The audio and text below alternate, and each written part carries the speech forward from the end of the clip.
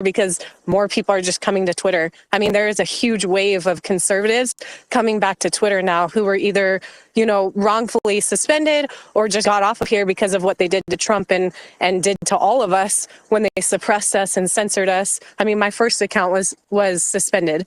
I mean, it's crazy. So I don't know. I think the media is dying, and I think they're gonna just, I guess, go down with the ship rather than try to sway with the sentiment and realize that people are onto their whole grift.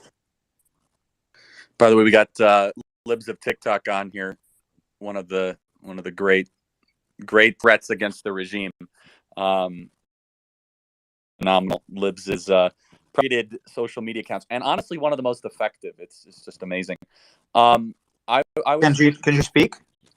Yeah, I don't know. AOX is in charge of the tech. I'm definitely not this. I'm the worst. Don't even begin to try to have me. I invited her, but if she isn't able, then that's fine. But I invited her to speak. No, that'd be amazing. I invited Elon Musk, so we'll see if he has time to show up. I think it would be cool for him to come interact with, ALX after he resurrected your account and did what he did. So I think it'd be cool to show support. Hi. Just saw RC Maxwell, by the way, is back up on Twitter. He texted me and he said, I think my account's back. And then turns out, yes, it is back. So that's Black Hannity. If you guys don't know, RC Maxwell has been around for a long time, works for Veritas now. Just absolute great guy. And I texted him. Let me see if he says how he got his account back. Yeah, he requested his account. Sorry, it's my 2-year-old. He did request his account back. And Roger Stone had said this as well in a Substack over the weekend, that a lot of these people, they're requesting their accounts back, even if they were banned years ago. And for the first time ever, they're finally getting back responses that say, oh, okay, you're restored. So they've completely upended the process. And if there's anyone that obviously they couldn't be listening to this right now, but if there's anyone that was banned, and I actually mentioned this to James O'Keefe the other day, just put in the request, just put it in, and it seems like they're actually overturning these bans now. So I want to talk about one thing really quick. So Kristen, I don't know if you're there or not, but I saw that you have some of the Twitter code you published today, and Elon replied to that, and you said that there's more coming. Can you expand on that? I think it's super interesting. Sure. Did he reply to the? So I saw he replied to the first one. Did he reply to what I did today? I'm not sure if he did yet. No, just the first one is what I mean. So, I don't know. Yeah, I don't know if he replied today, but walk everyone through it. I think it's super interesting. Okay, sure. Yeah. So I know Matt had asked about that a little bit earlier, but I'll definitely walk everyone through it. So basically, I have access to 2 different databases or files. One is called political misinformation, and the other has a larger categorization of what was deemed as political misinformation. So I can see examples of flagged tweets. I can see the algorithm that was used. I can score of those tweets from 1 to 290, and then I can see what action was taken, whether it was approved, whether it was denied or kept up. So I think it's important for people to understand with this reporting, because it's really complex, and I'm struggling to report this way through a series of tweets on all of this machine learning type stuff. But just because, for example, you see the term MyPillow, that doesn't necessarily mean that Twitter was going to take it down. It had to be used in a correlation or combination with other things. One of the terms that kept coming up over and over was this movie 2000 Mules. So they said that they were quote unquote neutral on 2000 Mules, the person I spoke to. However, they saw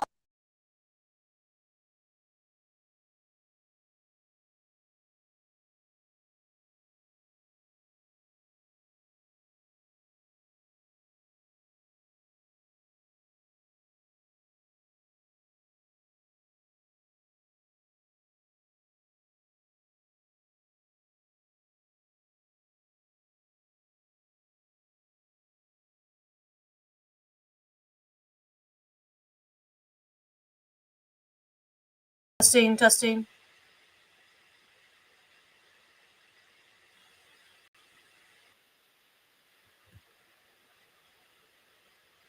All right, looks like we're good.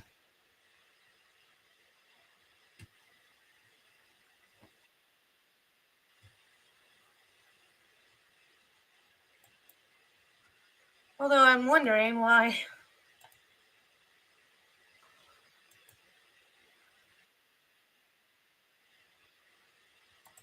It's kind of funny.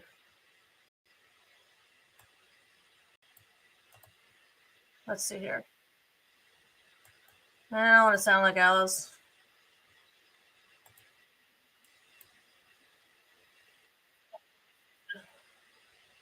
Yeah. See how I sound without it? That's pretty good, I guess. I've been sounding really deep lately. I don't know why.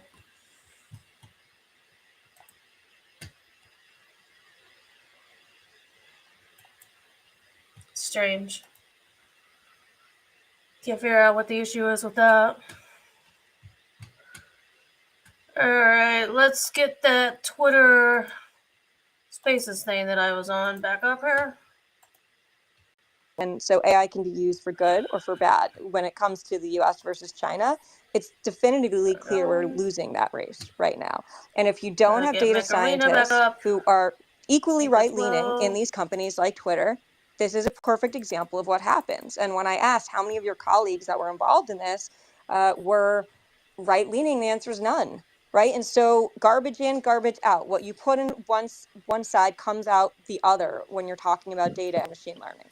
Well, guys, There we we just go. hit 6,000 in the chat here, and I got to say, Charlie, I don't know if the schedule is set yet for AmFest, but I mean, this really seems like something we should do, like a live Spaces at Americas this We should weekend do a in live Phoenix. What do you Spaces think? at AmFest with Right? Tucker, with Bannon, with it's going to be amazing. By the way, everyone's got to get their tickets, right, Jack? And promo code POSTA will actually save them some money. Yeah, you got to. We're flying out. Promo code Posto's got you, but I don't even know how many tickets are left unless they're able to maybe open up some seats or something in convention We got a center. few left. Because amfest.com. Yeah, we're out. It starts Saturday. We fly out. Let me see. I'm going to fly out there a few days early, so I'm going to do my show from headquarters, which is cool. and then I'll be there probably Wednesday around noon, and then we're actually pre-filming a bunch of content that's going to run at AmFest, and for some stuff that's going to run afterwards because I don't feel like working that week, the week after Christmas. Yeah, you got to take some time for family. But we're going to be pre-recording a whole bunch of interviews with people who are at America Fest. And then we should totally do that. Do people realize who's all going to be there? Huh? Do people realize that I think pretty much every major, I would say, conservative new right podcast show, etc., is literally going to be under one building? It's going to be amazing. I want to get to Lib's TikTok. What's going on? You finally not banned all the time, and to the lesser extent. Floor is yours, Libs. Let the hate speech flow. Hi, everyone. This is a surprise. Hi. We're all of the most banned and suppressed accounts altogether. Yes. Totally agree. Hey, Shia, I have a question for you. It's you take a look at the Twitter files. I mean, yours was so intriguing to me when I read it because the direct threats against you that remained on the platform, like literally calling to firebomb you, kill Shia Raycheck. Like, it's all right. We've got a third mech. Even behind the scenes, they determined that we got those weren't hate speech. But everything we got you a third. put out, so it's all good. Even determining your intentions, when all you do is like put up a mirror to these psychos on TikTok. Your hate speech and your intent is hate speech, and you're the one they're accusing of being a threat to the LGBTQ community, but it's actually quite the opposite. What's your reaction when you see this stuff? You don't mind? Yeah, I mean, I think it's interesting. Like, I got probably about 300 death threats a month. And, is that the media's fault for always painting me as being a terrorist and being homophobic and transphobic and all those, insults that they hurl at me without any evidence? So if me just posting about, let's say, a drag show is harassment and is terrorism and results in violence, then is them criticizing me the same thing, right? Because they criticize me and then I get death threats. But say whenever we ask that, it's obviously the answer We've is no, got a because they're third Nick. hypocrites and it only goes one way.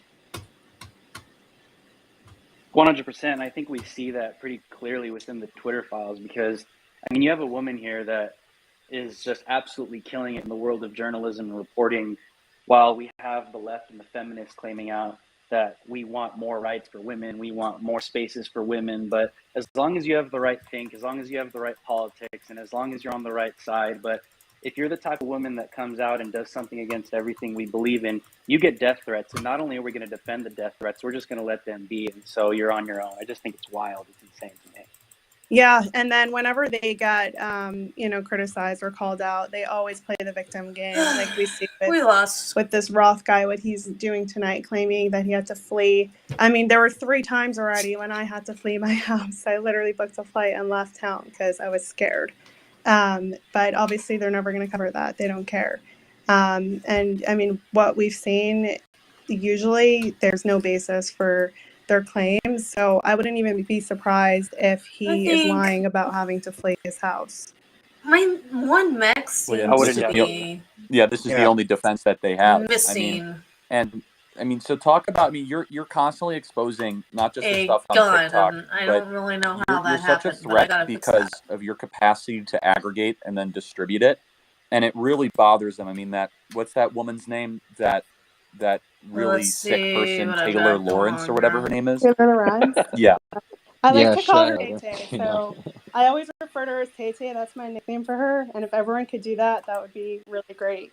No, I'm she's a thinking about some neurotic weapons as freak. well as Like, blue I mean, credits from she the like shop. everyone's like past COVID, and she's still tweeting this crazy stuff out about like I'm still really worried about the the Q variant or whatever it is. Anyway, so but you're a huge threat to them, and it's because you're able to really pinpoint and find this content and distribute it. I mean, I've never heard you say this, but like, why do you keep doing this? Like, why don't you just close your account? Like, what is the why for you? I've actually never heard you talk about that.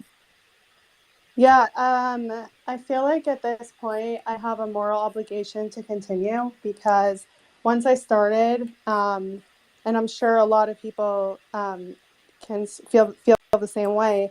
Once you start and you look into everything that's going on, and you're like aware, you see how bad it really is, and you see how much there is to just expose and to raise awareness about, and you just like I can't stop. I feel like right now I have an obligation to continue for the future Let's go with this of and our see what children happens. and for humanity. Shia, Benny Johnson here. Huge fan of your account. Love the content that you put up. But as somebody who does content for a living, I find it particularly interesting that all you do is notice, right? Like you're technically a journalist that is serving a beat, so you're walking and reporting on a beat and you're just noticing what's going on. And that seems to be your crime, is that this is your beat. So You're simply, nobody's arguing that the videos you're putting up are doctored or aren't true or are somehow, malevolently or maliciously intended. That's so sad. You're simply That's just reposting so lids. sad. Yeah, the crime is noticing. That's the entire crime. So they want to be able to groom and sexualize kids, for example, without anyone noticing. And the second we start noticing and asking questions and raising awareness about it, that's when they freak out. It's putting a wrench in their entire agenda. So you're not allowed to notice. I did have a follow-up question for you as it pertains to the photo of Taylor Lawrence triple masking on one of your relatives' doorsteps when she was trying to hunt you down. Mm-hmm. It was like a Ring doorbell photo. And it was one of the creepiest things I've ever seen. And since Taylor Lorenz is definitely on a sock account listening to this, I'm wondering if you had a message for her. A message for Taylor. I think about this a lot, and I think I'm going to save my response for a special occasion. But I will note that I did offer Taylor to go on a date with her because, she harasses me a lot. She DMs me for comment and for this, and she's always talking about my account. So I'm like, obviously she wants to date me. So I'm like, Is Is she into that? So my first response was, listen, Taylor, like, I understand you, but I'm straight, so I don't know, I'm in a predicament here. And then finally I agreed, and I said, okay, I'll go on a date with you. And her response was, this lady is weird as hell. So I offered. Wait, she put says myself that out. being gay is weird? How dare she? Wait, is she homophobic? Is Taylor Wait a Lorenz second. Wait a second. homophobic? Would you be able to take her on a date even though the nursing home she lives in has strict visitor hours? I think we could arrange all the logistics, but yeah, I mean, to your point earlier, it does kind of sound homophobic of Taylor. So I'm not sure what's going on. No, but Taylor Lorenz is like super old though. Like she plays this like young girl, like she's like this new 23-year-old reporter. I mean, like relative old, but she's not at all. She was born in 1897. She was a bit out of my age range, but she was really begging, so I was like, fine. She pulled at my heartstrings. But she also complains a lot that I never showed my face, and then I literally said, I'll go on a date with you and we'll live stream it, and so you should triple mask while you're on your date with her. Yeah, well, it's not happening. So we got to have you do a appearance at AmFest, by the way. It would be amazing. We would love to have you walk through some of your stuff. It would be incredible. Because the only way to push back against these people, these neurotic freaks, is to show them that no matter how much they attack you, you're not going to back down and that you have supporters. That's what we're going to do this weekend in Phoenix, by the way, is show people that, yes, we do outnumber you. We are going to out-organize you. We have more energy than you. And I just think it's super admirable. These people have literally tried to destroy your life. And the second you criticize them, they're like, oh my goodness, I'm getting all these mean messages. Like, that's your job, is to try to create hate for other people. That's what they do. And as soon as you start to call them out, they complain about it indefinitely. Yeah, they always cry victim. Well, they're doing worse to me. They're actually calling me things that are false. I'm not calling anyone anything. I'm not calling LGBT activists terrorists. Like, they're calling me all those things, and then that results in a lot of hate and a lot of death threats, a lot of security threats, but they don't care. So, but yeah, we'll definitely. Well, now talk about Scott Wiener, because you and I both tweeted at him, and then he does the same thing, right? So Scott Wiener comes out with his fake thing, the Cursor Gate. That was like 2 weeks ago, where he's like, look at this, hate crime thing or this death threat, which again, we don't support death threats for anybody, but it didn't really seem very legit.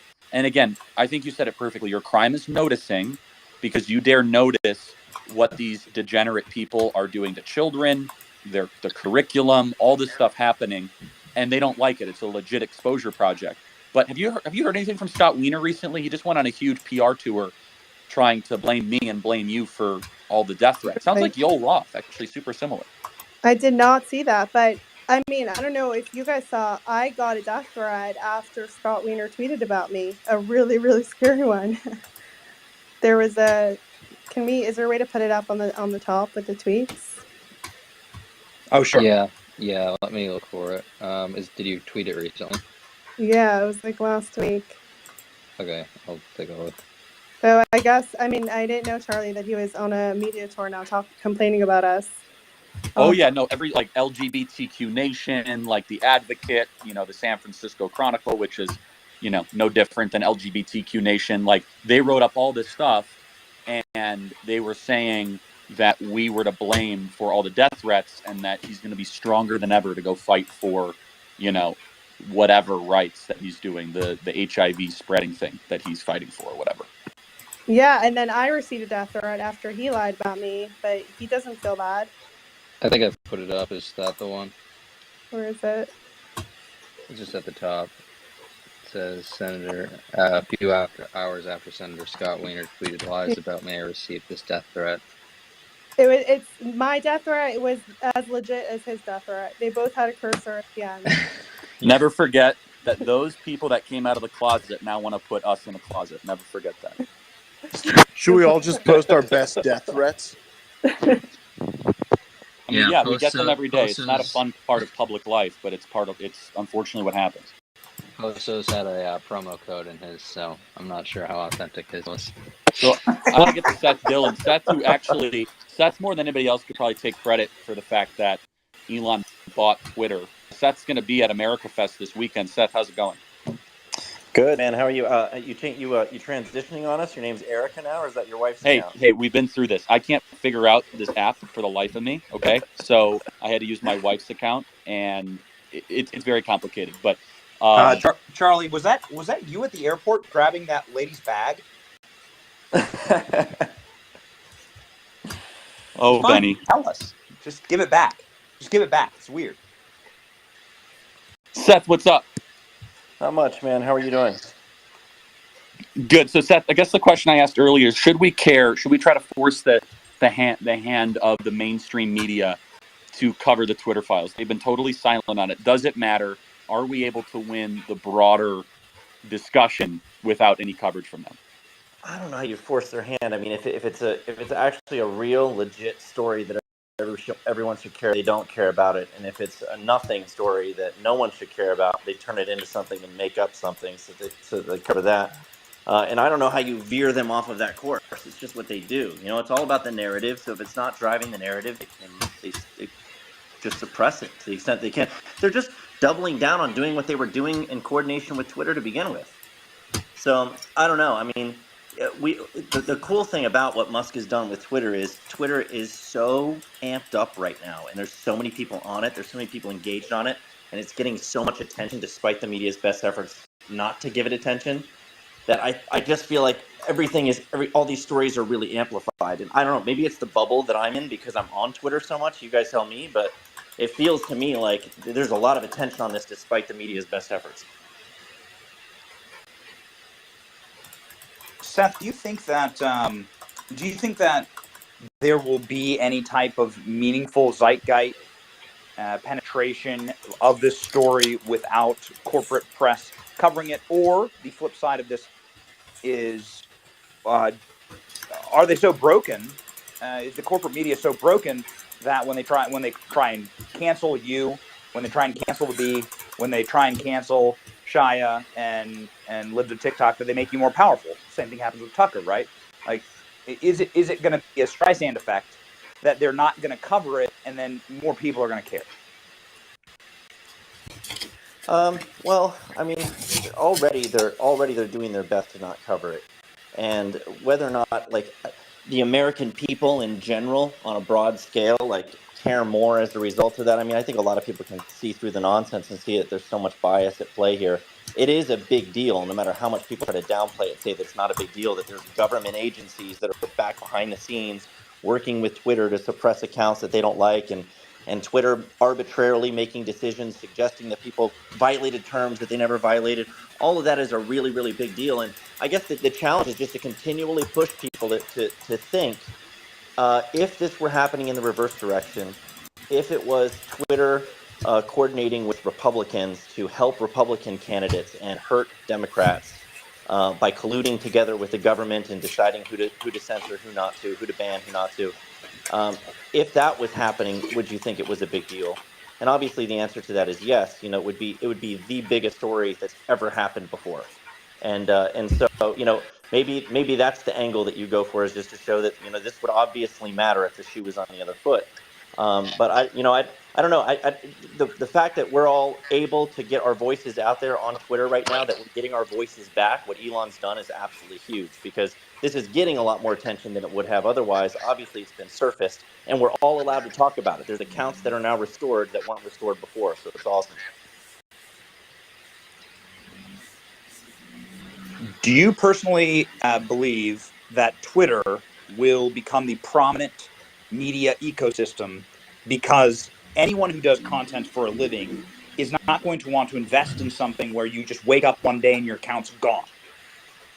So I don't care if you're just a meme, if you're an anon meme account, or if you're That was fun watching them play. It was really. I mean, and I personally think this was an attack to destroy your business. I think this was an attempt to actually destroy your company, the Babylon Bee. When they deplatformed you, that was the purpose.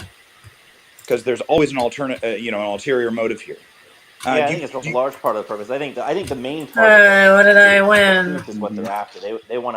They really want to suppress and silence anybody who challenges what their new version of reality, which is that men can become women. They want everyone to affirm that 2 and 2 make 5. Mhm. So it doesn't I consider us collateral damage in that whole battle because we're willing to speak the truth and stand by it, and so obviously they're going to want to take us down. But Um, humor is now legal. Humor is legal on Twitter again. Elon Musk yeah, tweeted Twitter is. Did he tweet exactly that? That he humor is did. legal? Comedy is now legal, and I Yes. have big question marks about this, and I haven't engaged him a lot personally to try to get answers to these questions. But one of my major questions is, Twitter has not updated their terms yet.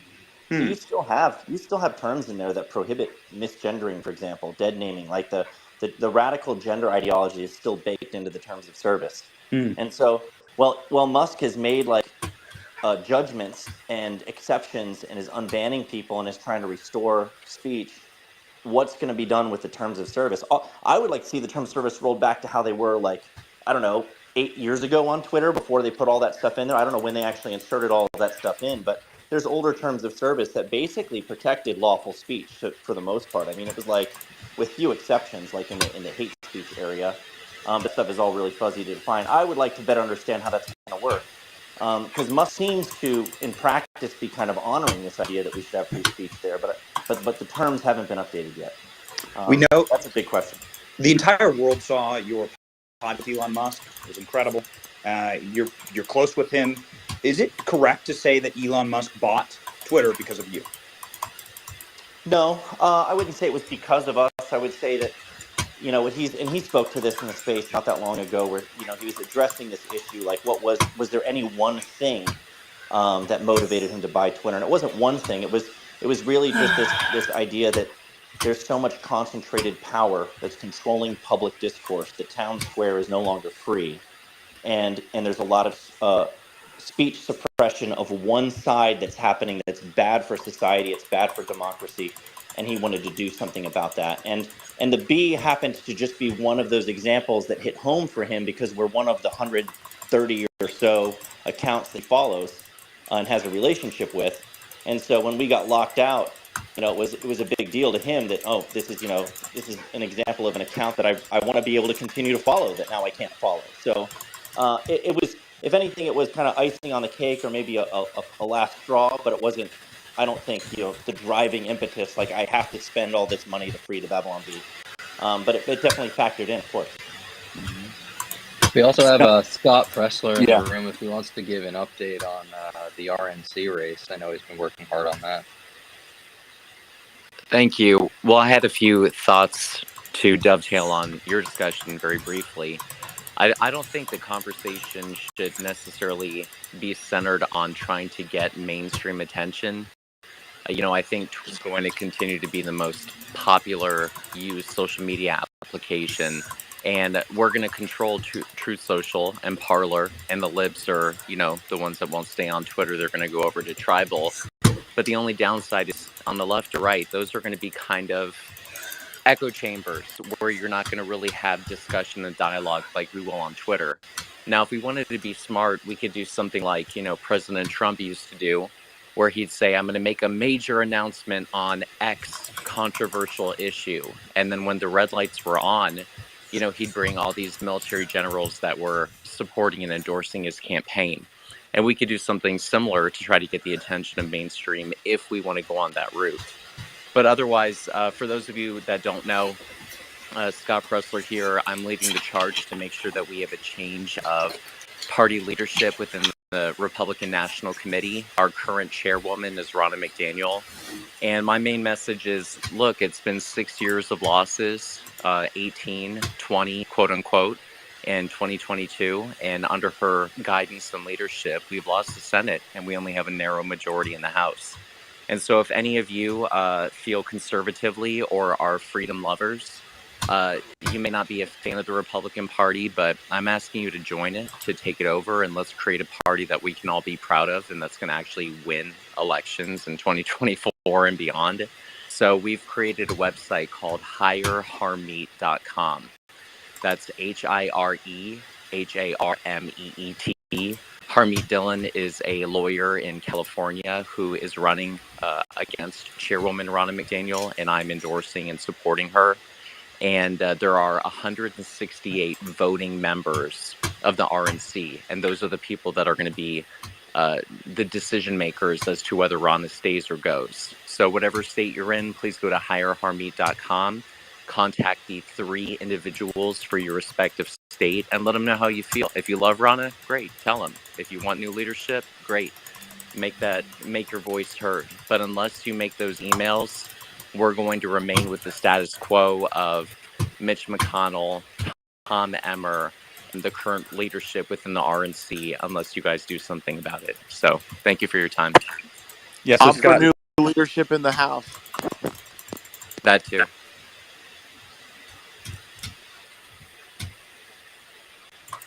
I so pinned the Scott, link to the top of yeah, this, by the way. Scott, so people get Scott's super tweet. confused about the RNC process and they feel helpless. If everyone contacted their RNC leadership, this could be a very big deal, right? And it's hireharmeet.com. So can you just walk people through that? We want to democratize the process, right? We want to open it up when usually it's very clubby and it's done in the back room. This is now going to be opened up for people to actually participate. Can you walk through that? Certainly. So kind of the party structure is one thing that I know that Turning Point Action and Turning Point USA has been really focused on, is recruiting people to become precinct chairs, because that is the most ground level participation that a Republican can have in their party.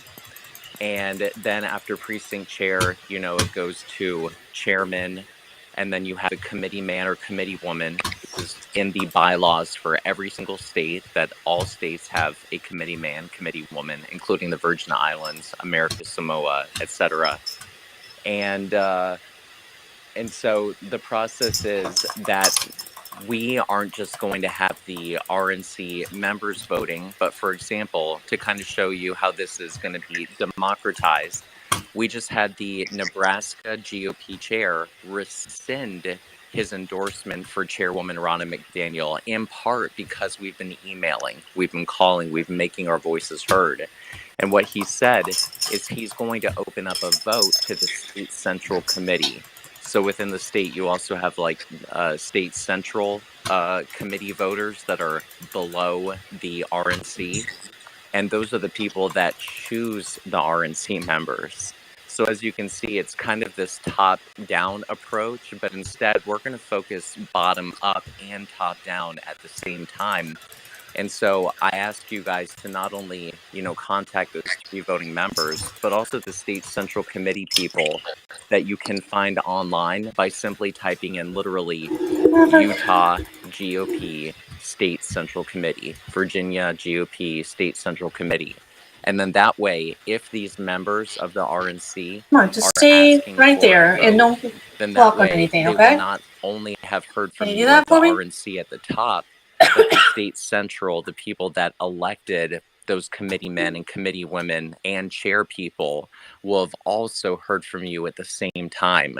And then you will be empowered to actually have your voice heard and represented. And last, we are very respectfully telling people, as we tell members of Congress and governors, the people that represent us, that if they are not willing to listen to the overwhelming majority of voters that want change within our party, then it is incumbent upon us and demanded upon us that we work to tirelessly repeal and Give it back. replace You brought that those to me. Play members with that it. are voting against our interests. Very similar to what we did to the 8 out of 10 Republicans who are not returning to Congress that voted to impeach President Trump. So the message is, just to be succinct, Chairwoman Ronna McDaniel, with all due respect, has no business returning for another term of the RNC, especially after See what I 6 get when I years of open up. losses. We are asking for voting members of the RNC Thank you to for support all Harmeet those Dillon going for in. RNC chairwoman. Please feel free And to like, share, respectfully, and subscribe. if our voices are not listened to, Ask then we are going to work questions. to replace those voting members. I hope that kind of Very helps. good. That does. Tell me where you're coming Hey, from. Matt, really quick. You mentioned some stuff in the House. Walk us through what the latest is of what's happening on 1-3. Speaker of the House. Walk us through that. And we had a good dialogue on my show today. But Matt, who's going to be Speaker of the This House. is my cat Maverick.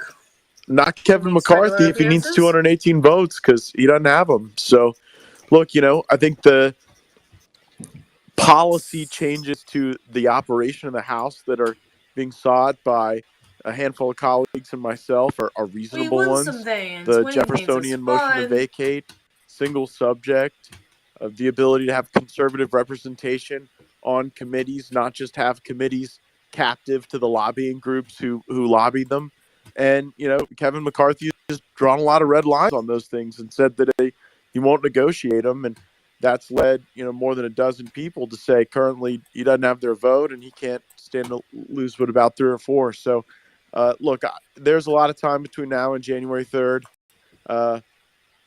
We'll work to try to get a House of Representatives worthy of the great people that we represent. And right now, I don't think we get that from Nancy Pelosi.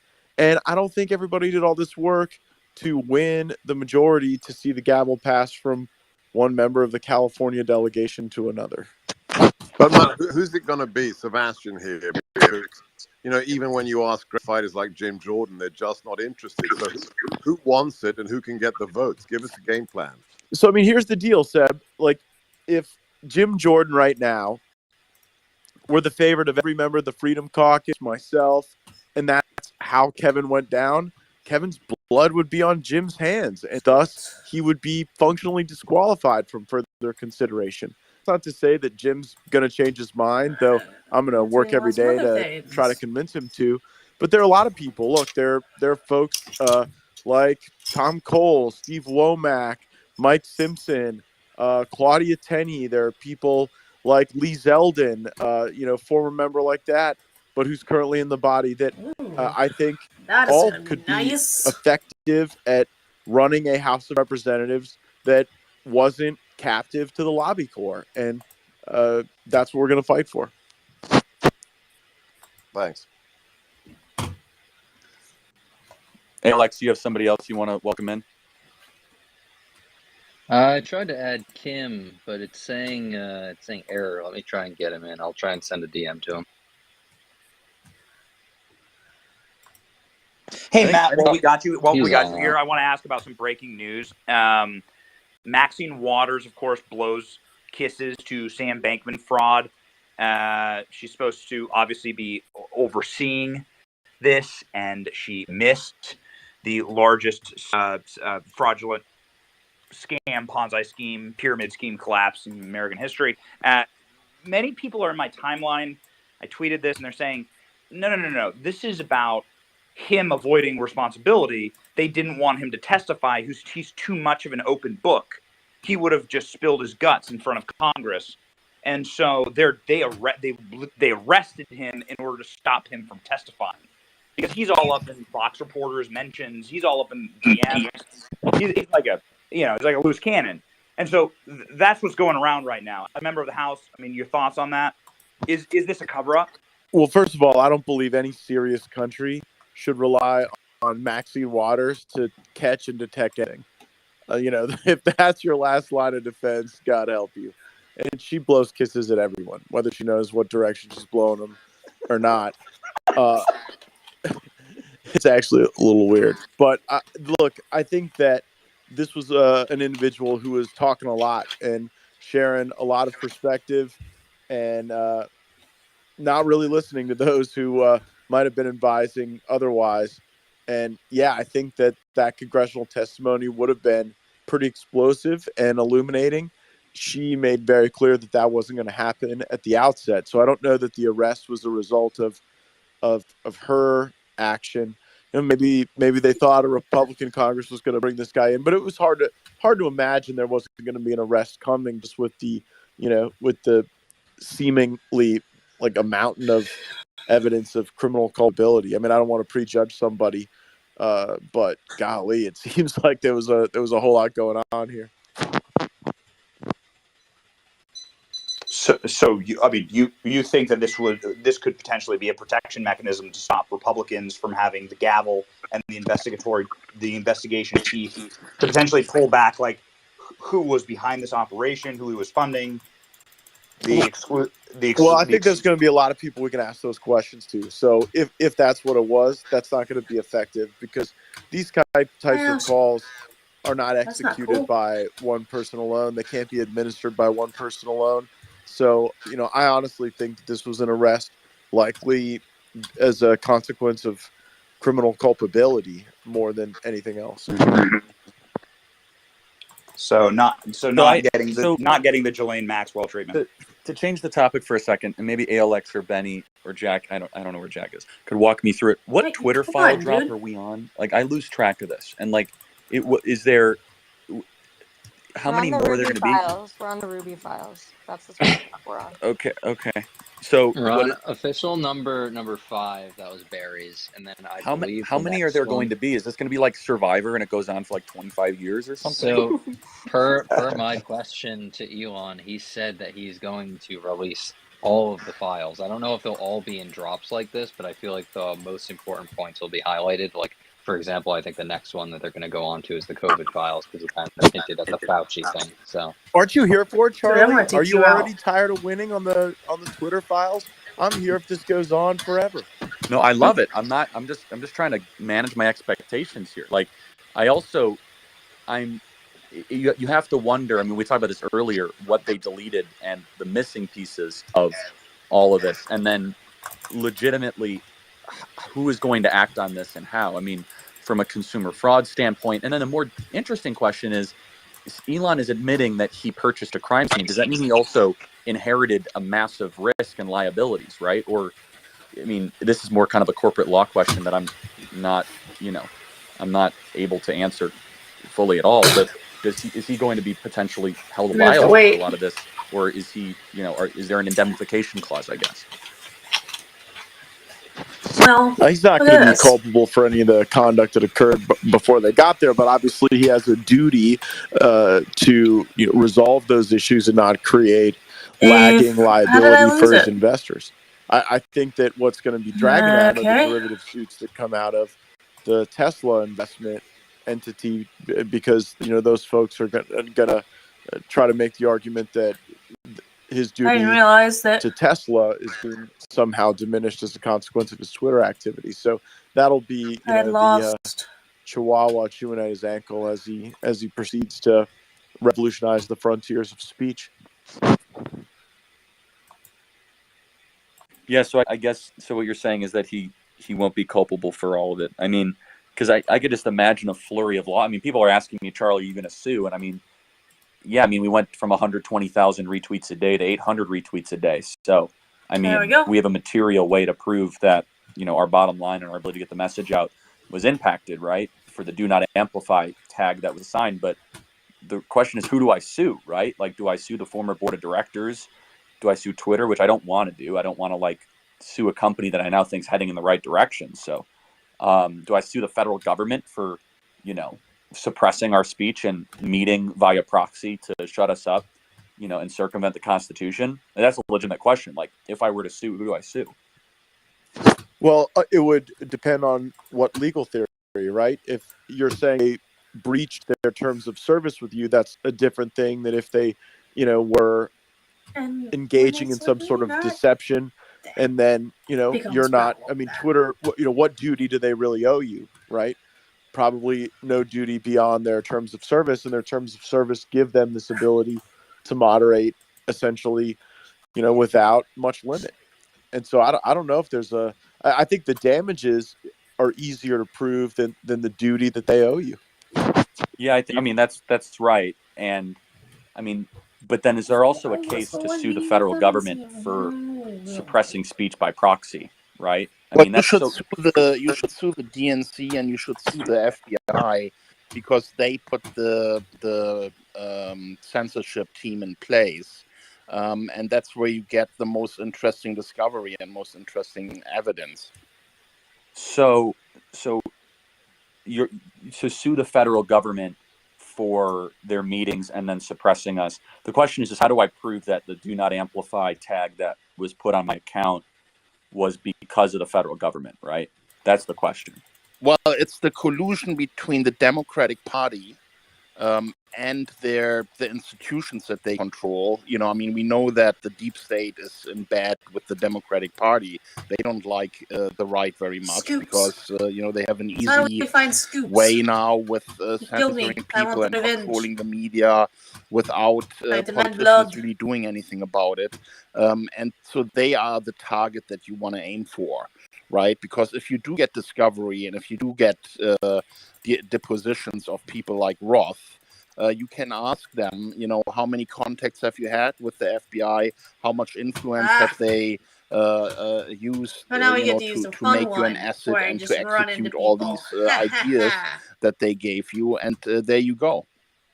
Yeah. So how confident? I mean, Jack is putting his kids to bed, and he'll be back. So I mean, Yoel Roth was obviously an instrument or an asset in one way, right? And I Aww. just At interestingly least enough, I apparently actually I think a got couple weeks revenge. ago, a couple months ago, there was another story where the DHS paid money to that nonprofit to died. censor people via social media. I don't know if you guys remember that story or not, but it wasn't really widely covered, but it showed that Mayorkas and DHS, this was back in early October, it came out, was paying these third party companies to then go to the social media companies and put threat tags on us, which was obviously unconstitutional. But it wouldn't then just be me, it would be basically everybody on this chat could do a class action lawsuit against the federal government, right? I mean, there's never I mean, at least to my knowledge, just one of the great campaigns of the suppression of speech of the modern era. Come on, get Chris Yeah, George. Get him, get him, that's get him. exactly right. And you need to look where all of this is coming from, right? This is Chris not George has an been a bad individual monkey. He must employee die. making these decisions and guiding a major organization like Twitter the way he wants, right? It's a group of people. It's the general counsel. It's former FBI employees that are now at Twitter. It's people that are aligned with the political forces on the left, but also communicating directly with them. So there's a lot here that you can work with, right? A really good law firm can make a case and say this is actually, a criminal conspiracy to undermine, our basic human rights, the Constitution, democracy. Like this thing is much bigger than a couple of individual players that are now getting exposed by these releases. You can be sure that there's much more to it, much more guidance from those people who wanted this censorship in place, right? So those people are the ones you want to target. Yeah, I mean that makes sense. I have people coming nonstop asking to represent me for that. And again, I don't know the law that well. It's just the damages, as Matt, smartly said, are way easier to prove than that. I mean, like it's also Well, hey Charlie, this is Gates. Don't look at it from a civil standpoint, but look at it from an oversight standpoint. Like when we look at the people in the national security apparatus that we want to question, the policy making, the rule making, the reports that were done, the regular monitoring, the meetings, the notes from those meetings out of all this. I mean, it's only the limits of one's imagination as to what you might find regarding that very collusion and the extent to which, like, the DNC was able to cloak their political goals with the platform through the features and credibility of the national security state. Yeah, and I mean, it's also another interesting wrinkle in this that I don't know if it's illegal or not, but it was done in a way where it's one thing to ban somebody from Twitter. That's really bad, obviously. But they did it without ever telling us, right? They did it without ever notifying any of the account holders that there was basically a thumb on the scale of your account. Now, we knew it was happening, but every time we talked about it, we were called conspiracy theorists and QAnon or whatever, right? But we really don't know even how Rick deep. Wilson just said we suck. He said if you believe you're being shadow banned, it's not that your content isn't of interest to people, it's just that we suck.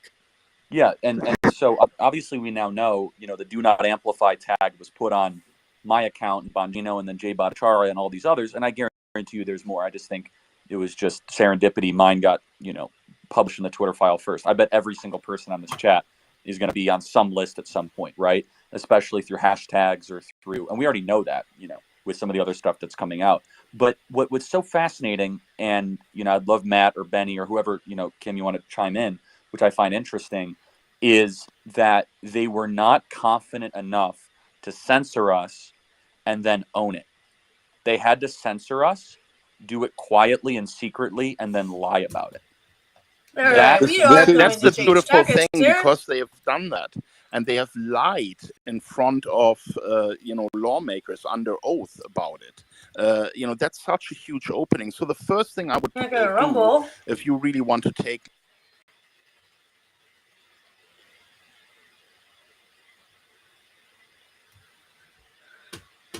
Because our favorite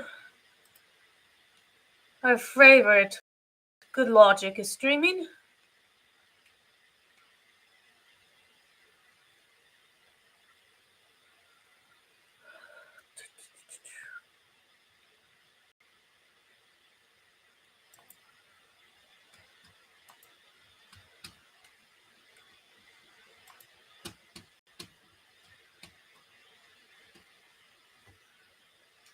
Was Monday night after criminal charges were filed by U.S. prosecutors. The 30-year-old was taken into custody after the Bahamian, is that right? It's the Bahamian. All right, there we go. Government received formal notification from the U.S. of the charges against him, according to Office of Attorney General in the Bahamas.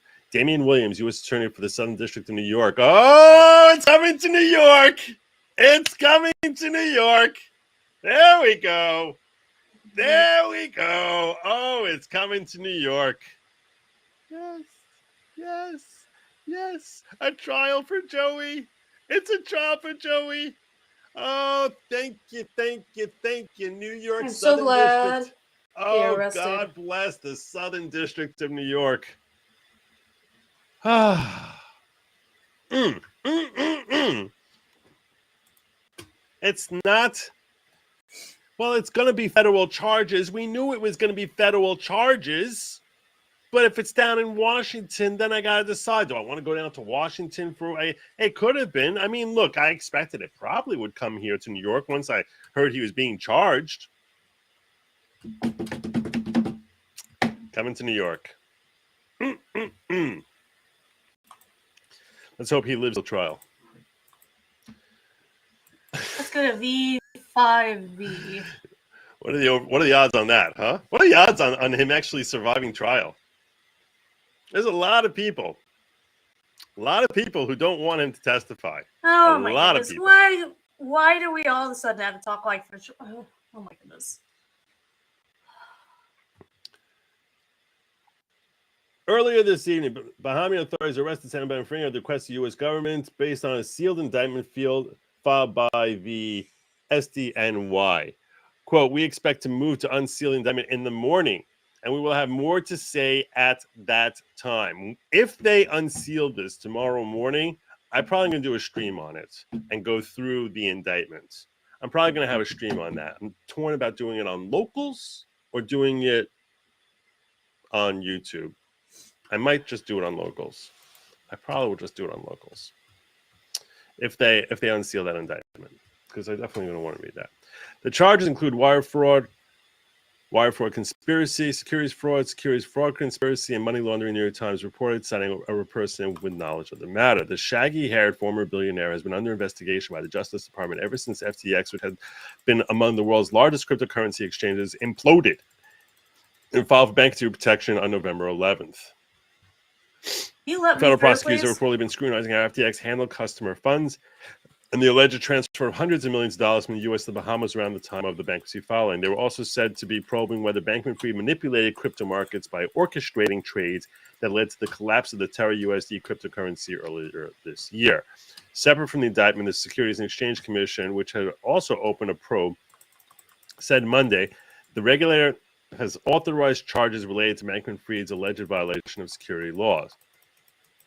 A SEC official said in a statement that the charges will be filed publicly in the Southern District of New York on Tuesday. Bankman-Fried, who resigned as FTX's CEO the day of the bankruptcy filing, has repeatedly denied responsibility for the platform's collapse and distanced himself from fraud accusations, insisting he, quote, didn't ever try to commit fraud. Yeah, that's good luck selling that. Good luck selling that.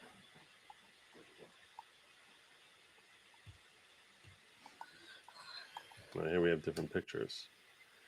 Different pictures. This is his property in the Bahamas. He lived in this humble, like Corolla type of thing. He has Toyota Corolla. Is how he that was his public image, and this is what he had behind the scenes. News of his arrest came one day before U.S. lawmakers were scheduled to grill Bankman-Fried over FTX's disastrous collapse on Capitol Hill in Washington, D.C. on Tuesday. Hours before he was nabbed, Bankman-Fried has said he would be testifying remotely before the House Financial Services Committee because he was quite overbooked. I'm too booked to talk to Congress. I'm too booked. I'm overbooked. I'm sorry, I'm too booked. Maybe his calendar is freed up. I think his calendar may have freed up. He had security concerns about traveling to D.C. The Bahamian government attorney general's office said Monday they expected to aid in Bankman-Fried's extradition to the U.S. Hey, it's my papa. I miss my daddy. Down there, the locals pronounce Ba Longe. Bay? Wait, it's Longe that's Bay? Bahamian? All right. Let's do this. Oh, a bunch of Bahamas.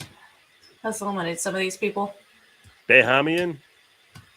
It's Longe is Bay, right? Like B-A-Y, Bay? Bahamian? Thank you, Dad. Oh, thank you, Papa. The Bahamas and the United States have shared interest in holding accountable all individuals associated with FTX who may have betrayed the public trust and broken the law, Bahamian Prime Minister Philip Davis said in the wake of his arrest. Quote, while the United States is pursuing criminal charges against SBF individually, the Bahamas will continue its own regulatory and criminal investigations into the collapse of FTX with the continued cooperation of law enforcement regulatory partners in the United States and elsewhere. So it looks like hopefully we'll see some justice that's going to be exacted from this individual for all the fraud that he's committed, which is nice because there's a little bit of concern. Here's the thought. Like, you know, if he tries turning over and rolling over on various congressional people, or there's a fear that he may do that because he and his company are very clearly linked to some very high-ranking Mr. Emotional one. leaders. We don't like Mr. Emotional. You have to ask yourself how much longer, whether he's going to ever reach his 31st birthday. Nothing wrong with that. Or whether he'll just get so despondent that he'll unalive himself.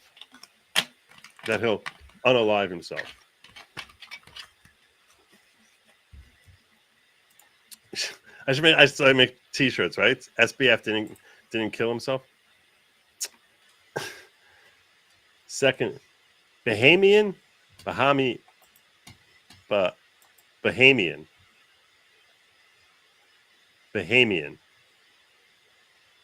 Okay, got you, Dad. And that's what Mule Bahamian. That's pretty funny. That's pretty funny. It's funny because in Hebrew, Bahama means animal, and plural is Bahamas. Get up here. So that's my dad is well aware of that. But I was telling my audience, Bahama means animal. It means animal, usually a domestic animal like a cow or a sheep or whatever. It's a Bahama. Okay, so where was I? Yeah, so that's the news there. I plan on keeping you updated on that. I'm probably going to do a local stream tomorrow morning or early afternoon. If that indictment, get up there, Seb? when that indictment becomes. What do you want to do? I need you to sit somewhere. So we can break down what we're seeing there, and I'll give you my thoughts on it. In plural, it's Bahamas. The Bahamas. So, okay. Let's get into this monk debate.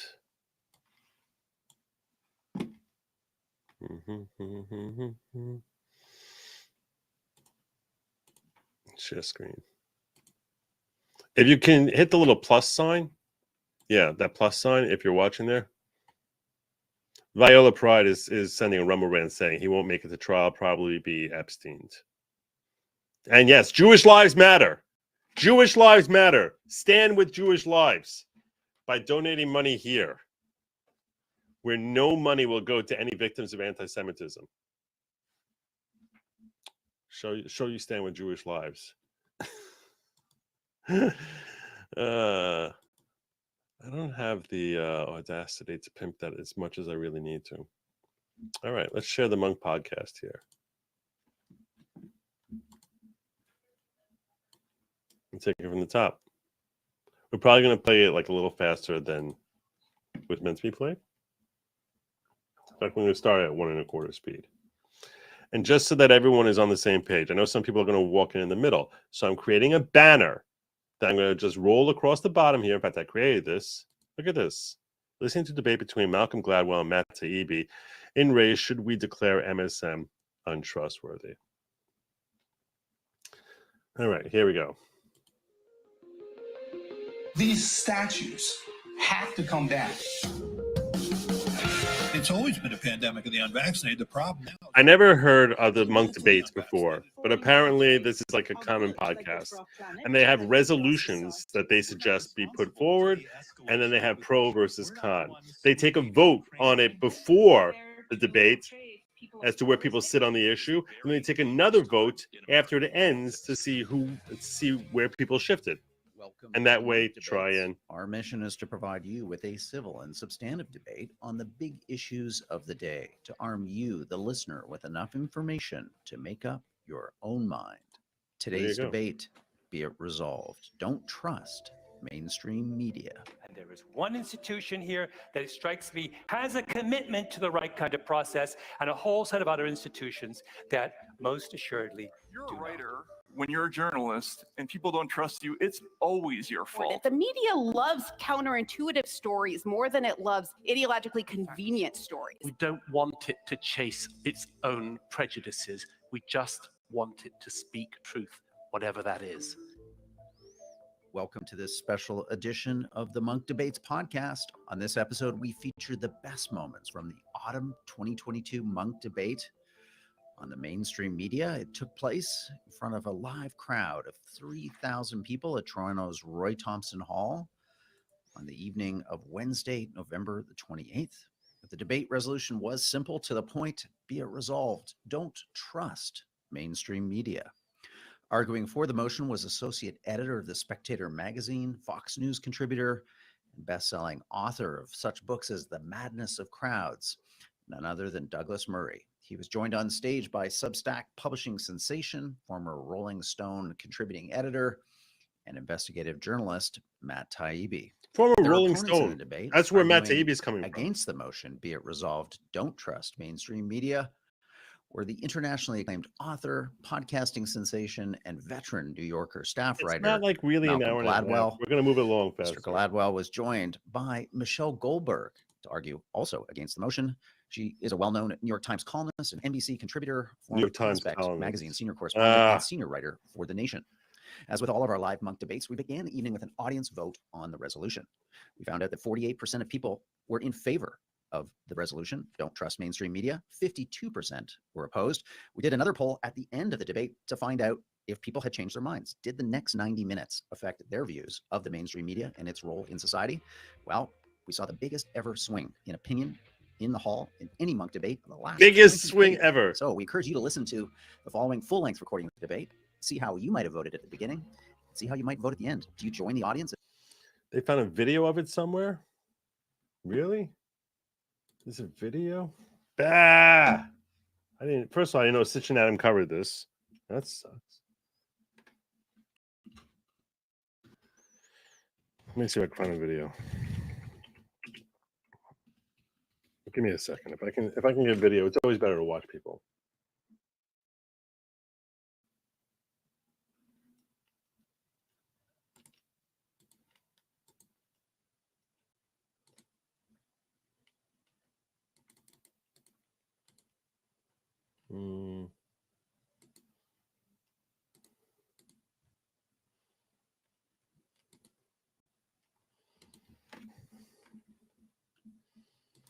Let me see if I can get it from Monk directly.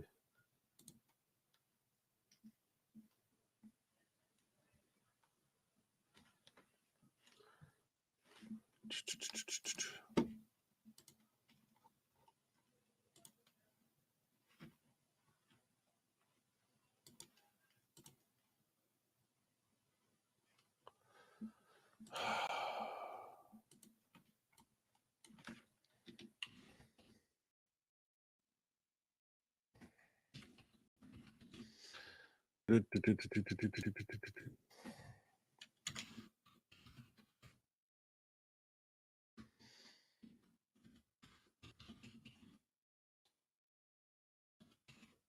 even know there was like a video of it.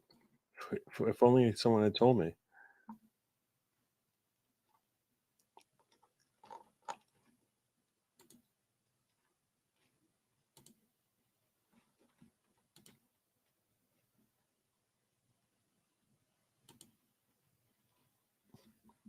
What are you kidding me? Even they don't have it as a video? For the love of God. No. Go to the debate page.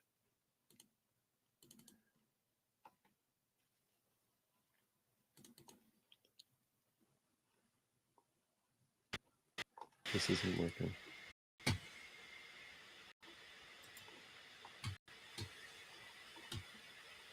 This is really not working. I'm gonna have to just keep going where I am. I appreciate the good faith effort there, but let's just go. Is Joe boomering stuff again? Or the Monk debate on mainstream media? I bet he's Keep listening boomering to stuff. find out. But let's join the debate now with Matt Taibbi giving his opening remarks in favor of the motion. Be it resolved, don't trust mainstream media. I bet you is. Be it resolved, don't trust mainstream media. My name is Matt As he Taibbi. always I've been a does. reporter for 30 years, and I argue for the resolution. Thank you, Q. Not trust mainstream media. I grew up in the press. My father was a reporter. My stepmother was a reporter. My godparents were reporters. Basically, every We are I actually the champions, my friend. basic function, which is just to tell us We people on fire. My father had a saying, the story's the boss. In the American context, this means that if the facts don't mean Republicans were a political disaster, then you write it that way. If the facts point towards you write that. If they're both culpable, you write the story that way. We're not supposed to Our job is just to call things as we see them and leave the rest up to you. But we don't do that now. The story is no longer the boss. Instead, we sell narrative in a dysfunctional new business model. Once the commercial strategy of the news business... This is what I'm watching right now. This is a link I used. used. Broadcast was aired at dinner time, and it was designed to be watched by the entire family. Oh, From the crazy right-wing uncle to the sulking lefty teenager in the corner. The system had flaws, but making an effort to talk to everybody had benefits. For one thing, it inspired trust. Gallup polls twice showed Walter Cronkite to be the most trusted person in all of America. That would never happen with a newsreader today. With the arrival of the internet, some outlets found that instead of going after the whole audience, Let's see they what had more financial Cypress sense is. to pick one demographic and try to dominate it. Let's see what that sounds like. That's easy. You just pick an audience and feed it news you know they'll like. Instead of starting with a story and following the facts, you start with what pleases your audience and work backward to the story. This process started with Fox, but really now everybody does it. From CNN to OAN to the Washington Post, nearly all media organizations are in the same demographic hunting business. According to a Pew Center survey from a few years ago, 93% of Fox's audience votes Republican. In an exactly mirroring phenomenon, 95% of the MSNBC audience votes Democratic. The New York Times readers are 91% Democrats. Left or right, most commercial audiences in America, anyway, are politically homogenous. This bifurcated system is fundamentally untrustworthy. When you decide in advance to forego half of your potential audience to cater to the other half, you're choosing in advance which facts to emphasize and which to downplay, based on considerations other than truth or newsworthiness. This is not journalism. This is political entertainment, and it's therefore fundamentally unreliable. With editors now more concerned with retaining audience than getting things right, lots of guardrails have been thrown out. Silent edits have become common. Serious accusations are made without calling people for... Silent edits is when they write a story and then they stealth edit it to like take out things that in the initial copy are proven to be completely false. So this way they like, instead of like having a retraction and fixing things, which was a common thing, we don't really see retractions as frequently unless they're exposed before they pull it down. The only time you see it, otherwise they'll just stealth edit it. It used to be that without being called out, that newspapers would just self-edit. But now there's almost like there's no desire to check your own for the news agencies to check their own work. Comment. Reporters get too cozy with politicians and report things either without attribution. And if they do find a mistake made, they're almost happier They're like, well, some people got like the fake news that we gave them, and for everyone else who reads it, we'll edit it out. Or source to unnamed people familiar with the matter. Like scientists, journalists should be able to reproduce each other's work in the lab. With too many anonymous sources, this is impossible.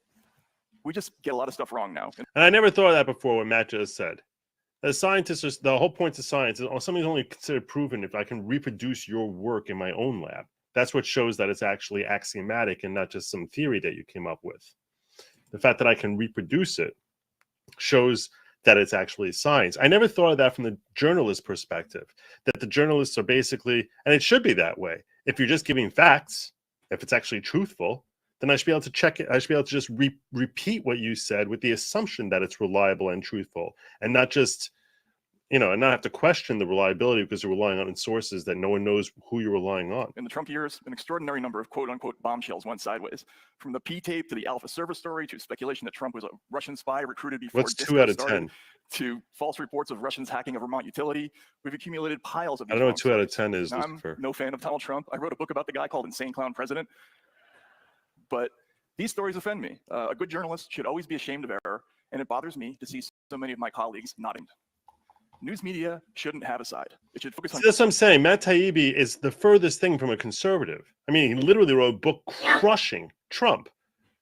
And that's why I look at him like he's your hardcore liberal. He's a hardcore liberal. And that's, I think, that's why he was one of the voices that was trusted by Elon Musk to break the Twitter file story. Because I think he sort of is viewed as someone who's actually seeking truth. On getting things right, which, believe me, is a hard enough job.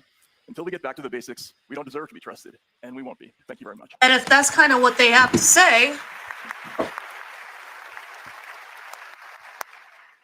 Well done, Matt.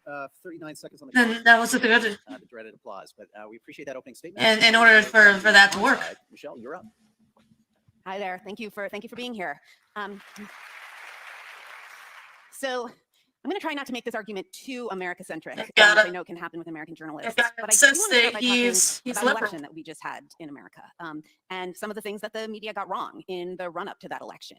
There was an article on CNN, why the midterms are going to be great for Donald Trump. Politico did a Politico commissioned Because poll. otherwise, The poll came back showing that people more people intended to vote for Democrats than Republicans. Politico then wrote a story about how Democrats were about to get trounced and dismissed its own poll as an outlier. I bought into the red wave narrative because it's, because it was what I'm the just trying to pollsters use were saying. voice It seemed to be answer, what but it really the messes me people who up. I thought knew what they were doing were saying. So I'm not standing up here and arguing you, that the Eric. media never gets anything wrong, and that the media is full of human beings who are subject to all of the frailties that human beings are subject to. Right? The media can be subject to groupthink. It can be subject to fads. He's doing it Absolutely. What I so wanna argue fast. is that the media doesn't get things wrong because of ideological capture. It certainly didn't help the Democrats when. Okay.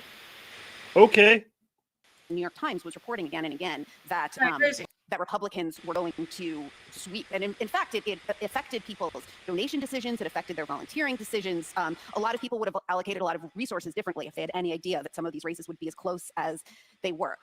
The media to overcorrect. It tends to respond to the mistakes that it made, and this can result in new mistakes, but it also means that it is a mechanism that is inherently self-correcting.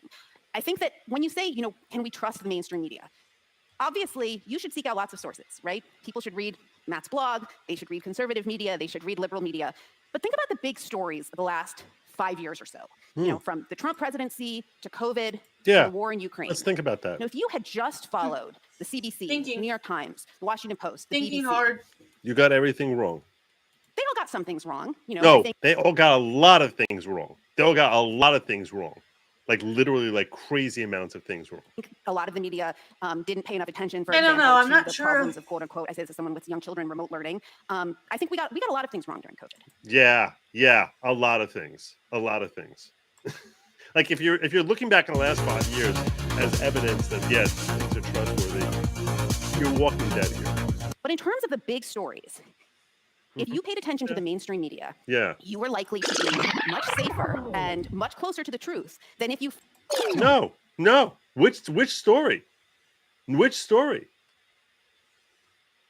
followed the kind of contrarians, if you followed the people who were saying, don't trust the mainstream media, trust these Really? alternative sources of information. Really? If you were saying Give me an that, example. for example, it was a common refrain, I Okay. think one that Matt made again and again throughout the Trump presidency, that people who were extremely alarmed about the prospects of authoritarianism, that people who believed that Donald Trump would try to overturn our constitutional order were hysterical.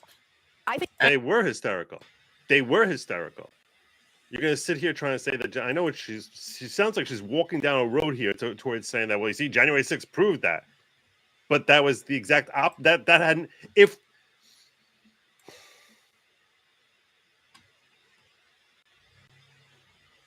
January 6th actually disproved that narrative. Here's a little hot take for people. It actually disproved that narrative. Because there in that moment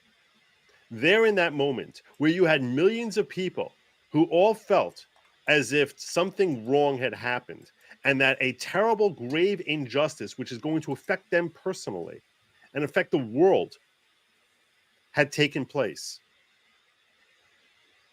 And these are people who collectively have an arsenal, which might be the greatest arsenal of hand weapons in the history of the world. If you look at MAGA as a collective and just try to estimate what type of arsenal of handguns they have, they probably have collectively a greater arsenal of handguns than any group on the planet today, and perhaps in history. And yet, how many of them marched into the Capitol carrying any of their weapons? You talk about like trying to incite people towards whatever, and that it's authoritarian and not willing to turn things over, despite the fact that these people all were well under the impression, rightly or wrongly, doesn't really matter, but their impression, their feeling, and their righteous indignation and outrage over the fact that they felt like their vote had been stolen from them, their president, who they felt had been duly elected, had been taken away from them by a corrupt system, and that this is now getting confirmed again, and that this injustice was about to be confirmed, and yet none of them went in there carrying arms. Now, someone might say, I had a discussion with someone this morning who was like, no, some of them, one or two people supposedly did have arms. I don't know. It's possible. I guess it's possible one or two of them had arms. I mean, had a handgun on them. I don't know. How many weapons were fired by anyone from the MAGA crowd? How many? 0 shots fired. And I'm fairly certain I haven't heard of anyone who actually did have weapons in there. So you want to sit here, she's going to sit here and try and tell us that all those fears about what Donald Trump was stirring up, what MAGA was all about, was proven justified on January 6th. No, you're flat out wrong. It was actually disproven on January 6th, because if there ever was a time for that to manifest in actual bloodshed, in actual call to arms, that was the moment right then and there. And despite the fact that there was a mass, and despite the fact that they never should have gone in there, it was terribly wrong for them to go in there in the first place. And certainly anyone who engaged in violence was a terrible, terrible mistake. It was wrong. And those people should be prosecuted. But to try and use January 6th as evidence that all the chicken littles who were running around screaming, the sky is falling because we just got authoritarian Donald Trump in charge and he's going to incite violence, he's going to try and overturn the Constitution and like that. No. Just the opposite. Just the opposite. Despite them seeing for months and months calls to violence being hailed by leftist leaders when we saw it with respect to George Floyd riots, that did not happen on January 6th.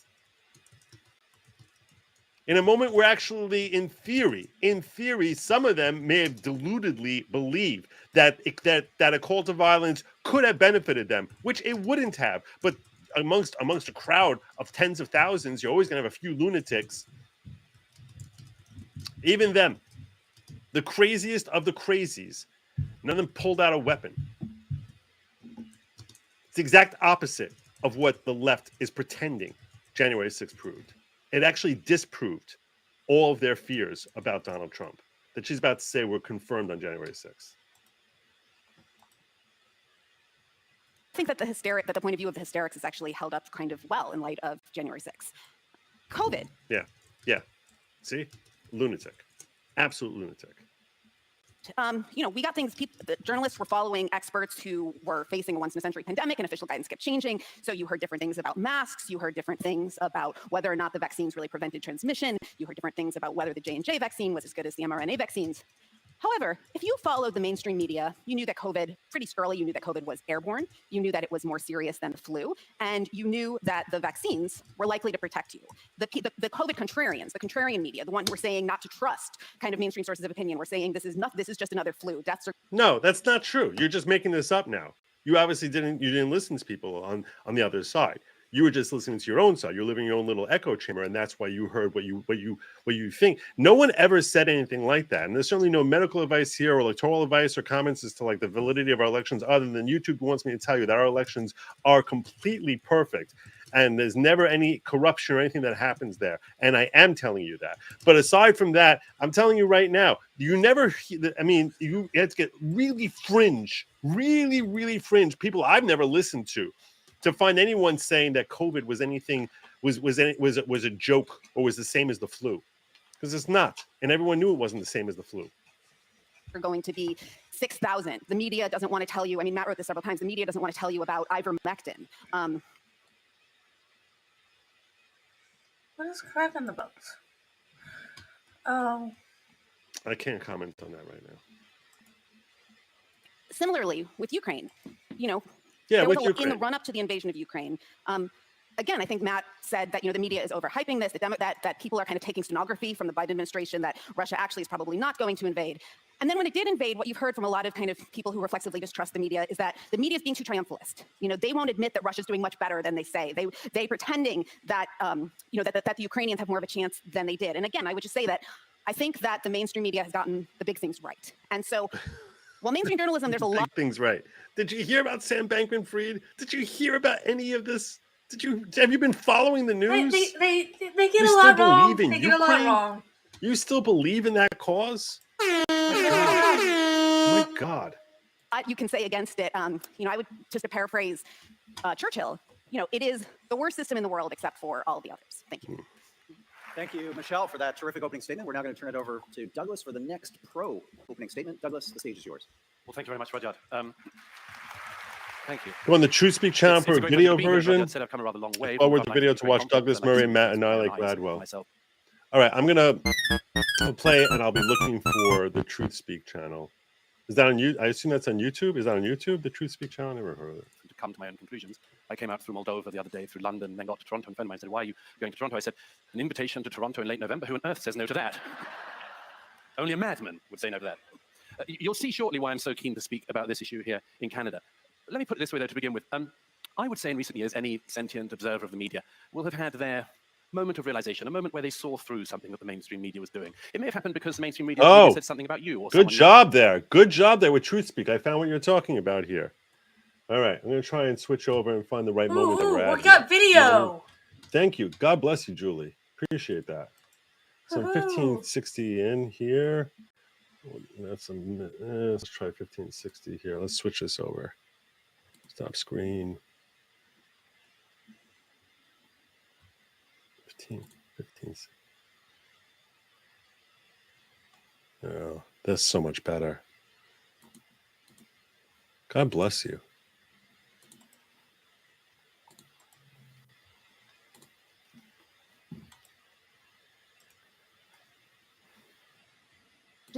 So you heard different things about masks. You heard different things about whether or not the vaccines really prevented transmission. You heard different things about whether the J&J vaccine was as good as the mRNA vaccines.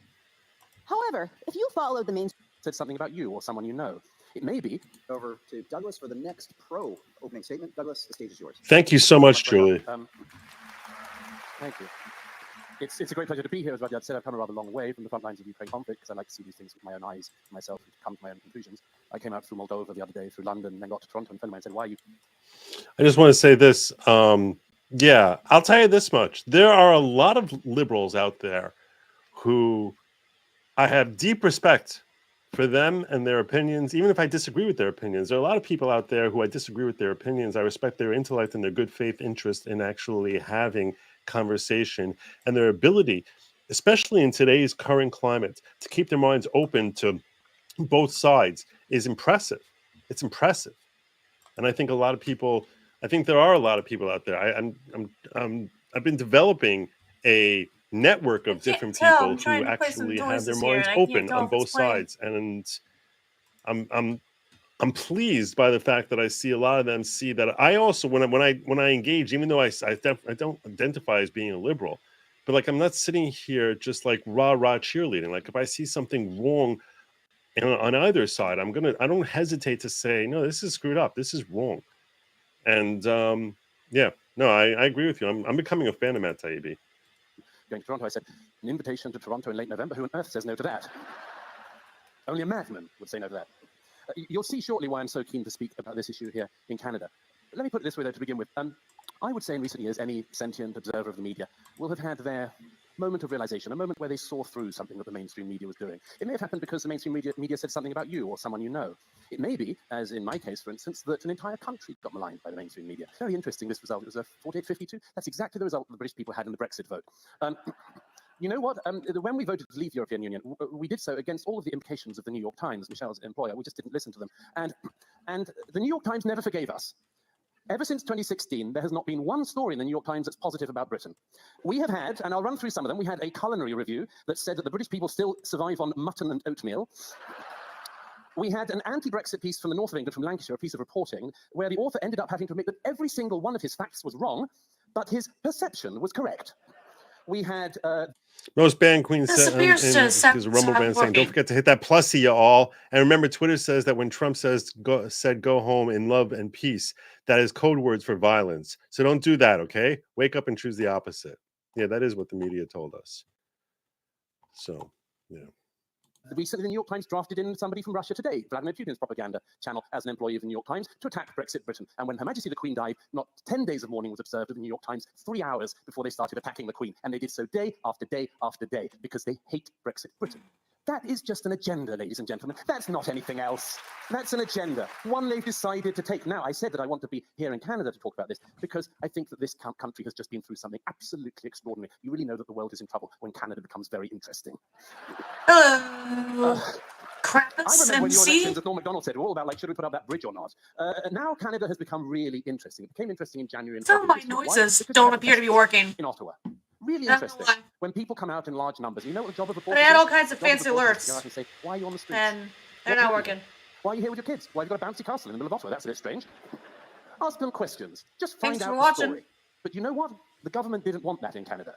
Your Prime Minister decided in advance that these people were, what did he do? All the modern excommunications. They were Nazis, they were white supremacists, they were anti-Semites, they were probably homophobes, they were misogynists, they were probably transphobes, etc., etc., etc. He did all the things you do in a modern political age if you want to just defenestrate somebody who's awkward to you. And then he brings in the Emergency Powers Act. Now, at such a time, what would the mainstream media do?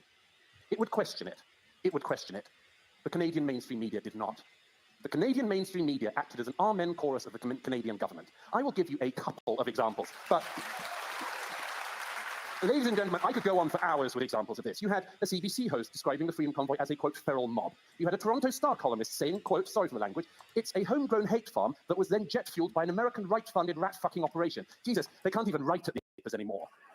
CBC said that 2 Indigenous women were so scared to go outside because of racist violence, didn't bother to mention that Indigenous drummers had led the truckers in an O Canada rendition. The National Observer said that the many black and Indigenous Freedom Convoy supporters were in fact duped by the truckers. The Globe and Mail reporter said, my 13-year-old son told me to tell protesters I'm not a Jew out of fear of anti-Semitic violence without mentioning that one of the leaders of the convoy was himself Jewish. Now, why is this so rancid? Utterly, utterly rancid and corrupt. Because in this country... He talks fast. I'm going to slow it down. I'm going to slow him down to 1.25. Because he talks very fast. I get it, but I think a lot of people might not. So... Your media, your mainstream media, is funded by the government. A totally corrupted system. In 2018, election year, coincidence, the Canadian media is given $595 million over 5 years. The Toronto Star estimated it was going to be getting $3 million from the government in the first half of the year. It went on and on. So you see, the mainstream, the government in Canada can tell people they can tell the banks to shut down people's bank accounts. Oh yeah. Your government can do that, and if you're happy with that, just think about what would happen if the shoe was on the other foot. The government can do that, but in Canada, they can also tell the media what to do, and the media does the bidding of the Canadian government. Absolutely. That isn't a free society's media. We wonder that that's true. I've seen unfree countries all my life. But this, in a pretty much everyone. liberal democracy like Canada, is a disgrace. We're not saying don't read the mainstream media. We're just saying don't trust them. Thank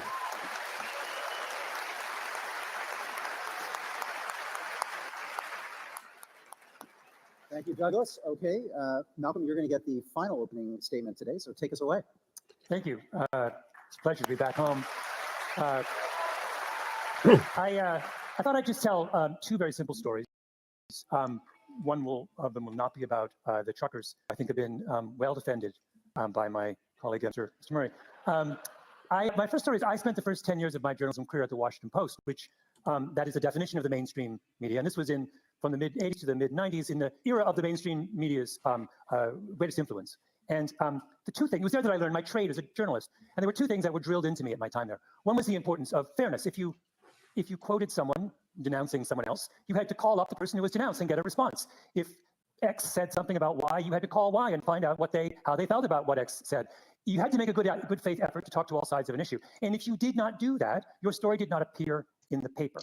Right? Second thing that was very important was accuracy. That was in the 80s and 90s. Story about a mall in Buffalo, and it was an upscale mall, and they had the bus stop across a busy highway from the mall. They didn't want anyone, the sort of person who came on a bus, to come to the mall. And in the course of writing the story, I talked about what the bus service was. It was the Amherst bus. And I said, even the bus doesn't come from the city of Buffalo. That was an error, a dumb, stupid error. The next day, the bus service in the mall and the city of Buffalo called the paper very angrily, demanded a correction, which they got the next day in a very prominent place. And I was pulled in by my editor, given a dressing down that I remember to this day, right? I mean, basically, I was told I was this close to being fired. That's how seriously the paper took the commitment to accuracy in its pages. Now, Matt would have you believe 30 that those years ago are no longer a part of the brief of the mainstream media.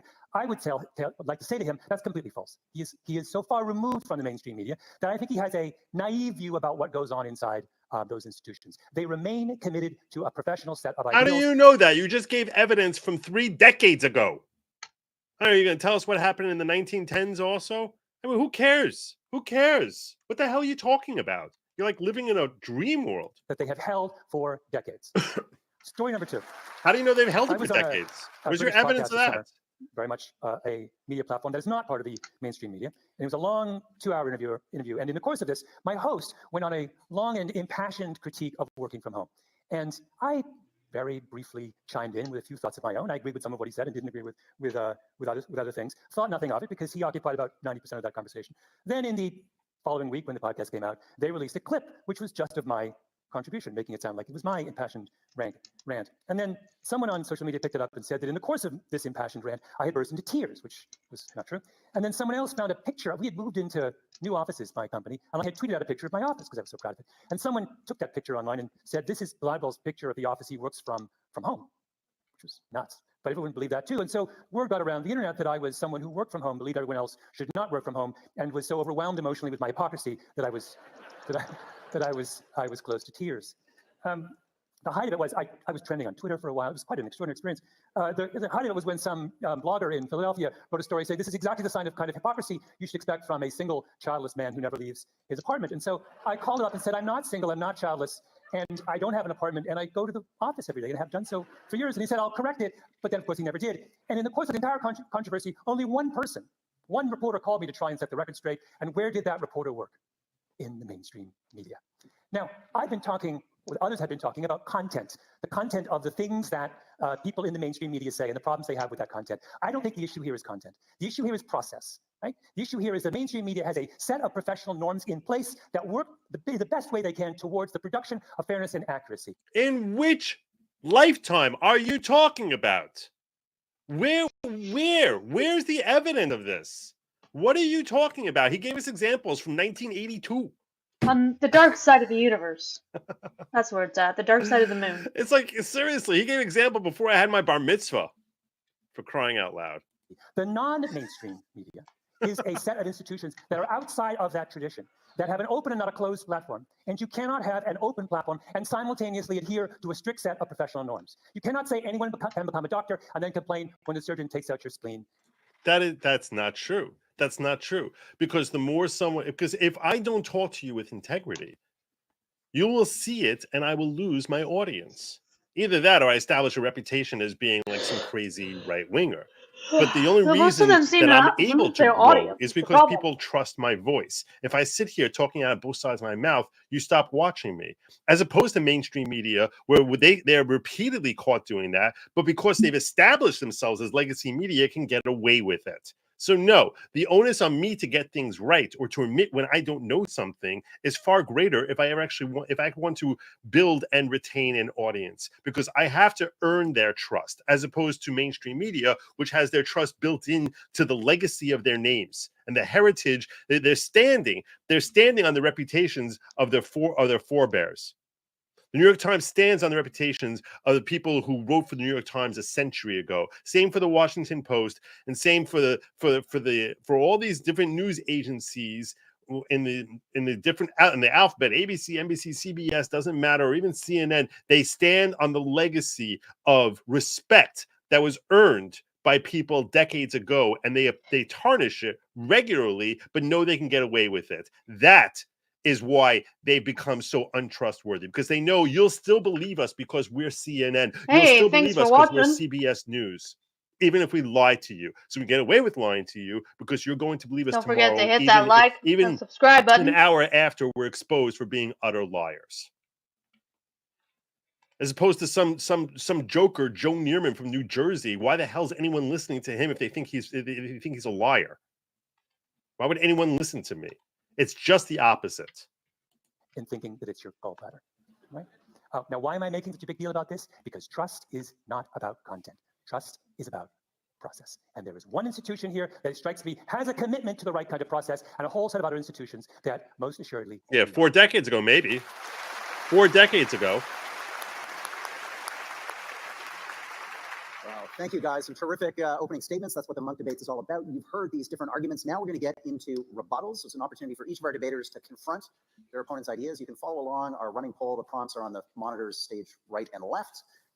Let us know how you think this debate is unfolding in real time. But Matt Taibbi, you get the first opportunity to rebut what you've heard from Michelle and Malcolm. Well, first of all, I think I should respond to Michelle, who simply misquoted me, proving my point. I never once said the media doesn't want you to hear about ivermectin. I don't care about ivermectin. What I wrote about was people being deleted from the internet by platforms like Facebook for talking about ivermectin, which I don't believe in. I believe people should be able to talk about what they want without being removed from the internet. You're going to be the second person who's going to owe me a correction after this. 538.com has already made that mistake. Malcolm, you seem to think I've never worked in the mainstream media. I spent 15 years at Rolling Stone. I spent all that time writing 7,000 word features that had to be fact checked every line. I'm absolutely familiar with the process of mainstream media, and that's why I'm so disappointed in what happened. The New York Times and the entire, basically, mainstream media spent years following a fake story about Donald Trump being in league with Vladimir Putin to fix the 2016 election. It was a wrong story. We have a leaked audio tape that was published in Slate.com, where the editor of the New York Times says, well, we got caught a little flat-footed on that one because our readers who want Donald Trump to go away are going to be disappointed about this. He says we built our entire newsroom around one story, and they got it wrong. There's no way to defend that kind of inaccuracy, and it only happens if everybody wants so badly for it to be true that they overlook all the guardrails that are in place. No serious journalist that I know looked at that story and didn't have qualms about it. So yes, there are processes in place, and there was once an ethos in place, but that ethos is gone now. And maybe the processes remain, but there are too many errors proving otherwise. And how do we know that they're still there? I mean, I guess she still works for the Times. I don't know. Love to hear her insight. It's like, what does it go through to vet a story? Tell us about that, Michelle. Thanks, Matt. I'm going to make a slight adjustment here on the clock because these rebuttals should be 3 minutes each, not 2. So I'll figure a way to get you another minute somewhere in this debate, Matt. So we'll get that changed, or keep an eye on it. Let it count down for an extra minute because I want you to have your full 3 minutes. I apologize for misquoting you, although I think I've read a lot of your writing on ivermectin, and I know that you've written quite a bit about deplatforming internet censorship. You've also said that we should be reporting on ivermectin. Did you not? Is that incorrect?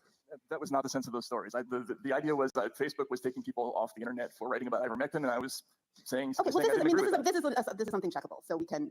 But I wanted to speak more broadly. Well, first of all, I mean, it's unfortunate that this is not a debate about was Donald Trump's relationships with Russia improper, so that I could be arguing the pro side. But I'm not going to go deep into the weeds of that. I do want to go into the weeds of the Ottawa trucker protest because I might have been the only one of us. Did you cover them? So I think I might have been the only one of us who was at the Ottawa trucker protest. And you know, I'm the kind of one of the liberal columnists at the Times. I've covered the far right. I showed up. One of the liberal. We're the conservative ones. Tell us who the conservative ones are. at the Ottawa trucker protest, kind of expecting the sort of things that I've seen at Donald Trump rallies, at various even further right events, and didn't find it. You know, I was really quite astonished. I think that it's been pretty visibly shown that the organizers of this protest were people on the far right, were people with very kind of unsavory and sometimes racist ideas. But what really Unsavory shocked and me walking racist. around and talking to people. Where's your evidence that they were unsavory or racist? Where is it? Like, it's like there's just an assumption that anyone who aligns with the right and unapologetically aligns with the right is inherently racist. Or if they're black, then they're an Uncle Tom. With how many people were just either totally politically disconnected. I remember getting into a truck with someone saying, "What inspired you to come here?"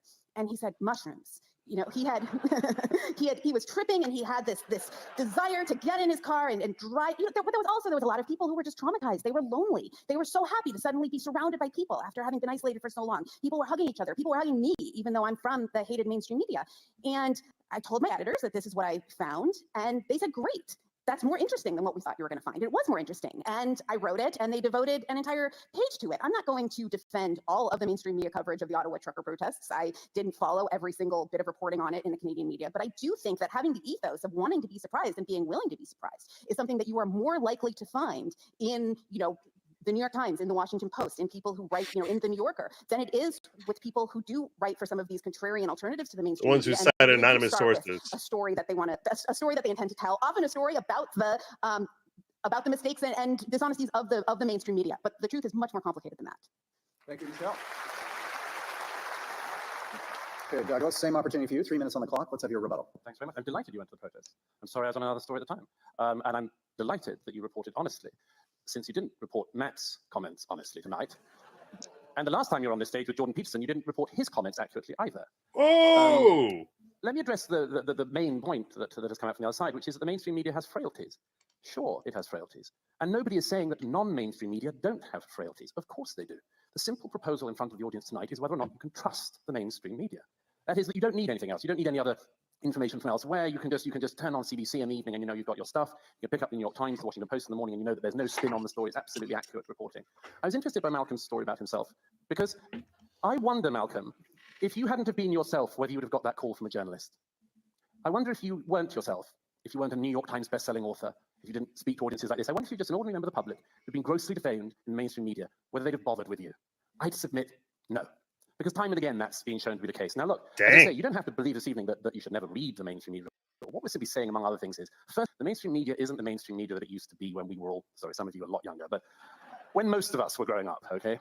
It's just not the same thing. It's running for money, it's running for cash, it's running for ratings and much more. It's just. And by the way, you know, Matt Taibbi made this point that the advent of social media has changed the news, where they far more aggressively cater to a particular crowd rather than seeking out truth. So his experiences, Malcolm Gladwell's experiences back from, you know, when Michael Jackson was churning out hits is kind of silly. It's a different mainstream media, and you do need outside sources in that. You do need upstart blogs. You don't only need them, you don't only read them, but you do need them. The second thing is, again, I come back to it. If the mainstream media today wants to put a spin on a story, they can do it all the way. Look at what happened the other day with the Colorado gay bar shooting in America. Again, we're in Canada, I don't want to talk just about America. Look at this, an appalling event. Somebody goes up and shoots up a gay bar. Whole load of the media start talking about the right wing, about the right-wing shock jocks who've caused this. They go on and on about it day after day until, oh, it turns out the man taken into custody is non-binary. Story disappears. That would have been a really interesting story to keep on at. But it just goes away because the narrative isn't the one that the mainstream media wanted. It's too complex. Yes. Because it's not just about telling the truth. It's that they're framing what they want you to be talking about. Yep. This is actually, I saw a tweet to this effect. It's not that they can tell you what to believe, but they can tell you what you should be talking about. And that's where the mainstream media is so aggressive. That they dictate what topics you're going to be talking about, because what they're reporting on becomes a topic of discussion. So everyone is fixated on one shooting rather than another shooting if that shooting fits the narrative, fits the agenda. They're talking about the shooting in the gay bar until comes out that, whoa, it wasn't that. And now we can actually see how people might turn this into being exactly the opposite type of story of the narrative that we were trying to pitch. And oh my God, that's terrible. So let's stop talking about that. If you talk about a police shooting, you never hear stories about a black police officer shooting a white unarmed man. You think that never ever Not happens? typically. Do you think that never happened? Of Not course not. typically. You don't hear Can you about that. name any incidents like that? Of course not. Maybe there was racism there. Maybe it was motivated by racism. Maybe it was a black guy who really hates white people. I don't know that ever happened. Would you be surprised to hear that it's happened? I'd be shocked to learn if that never ever happened. But we certainly don't hear any stories like that because that doesn't fit the narrative. And the mainstream media dictates what we are talking about. So how would I even find out a story like that? Unless I'm like, perusing, the radio chatter about every shooting and start investigating, saying, oh, is this a black guy? Is this a white guy? Whatever. Is this an Asian? Is this a Latino? What is he? They are dictating what we are talking about, and they know that. So that's why if ever a story fits into the narrative that they want to promote, we will hear about it ceaselessly, endlessly. The only story to talk about, CNN, the only story they were talking about for 2 years was Russian collusion. That's what Zuckerberg was having his what's his name? Zucker was having.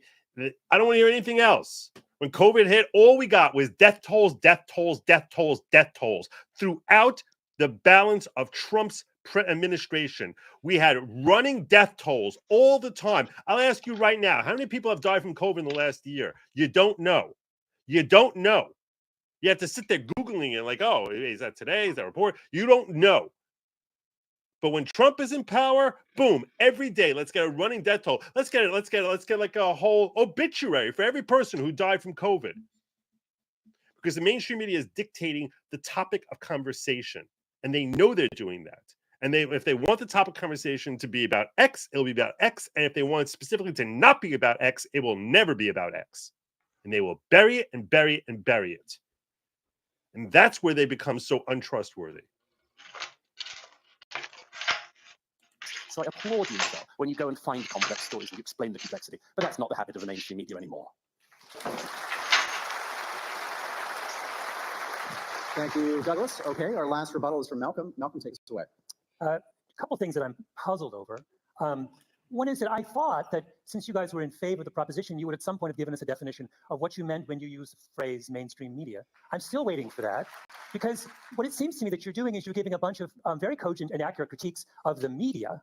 But the proposition before us is not that the media behaves nicely and well all the time. It's whether the mainstream media does. And without you giving us any direction about what you mean with that phrase, I'm a little lost. And for example, Douglas, I noticed in your comments to me right now, you said that would I have been called, if I were not who I am, it was a very puzzling locution, but if I were someone else, would I have been called, if I had been, quote, I'm quoting from you, if someone else had been, quote, grossly defamed in the mainstream media. But I wasn't grossly defamed in the mainstream media. I was grossly defamed in the non-mainstream media, which is my point, right?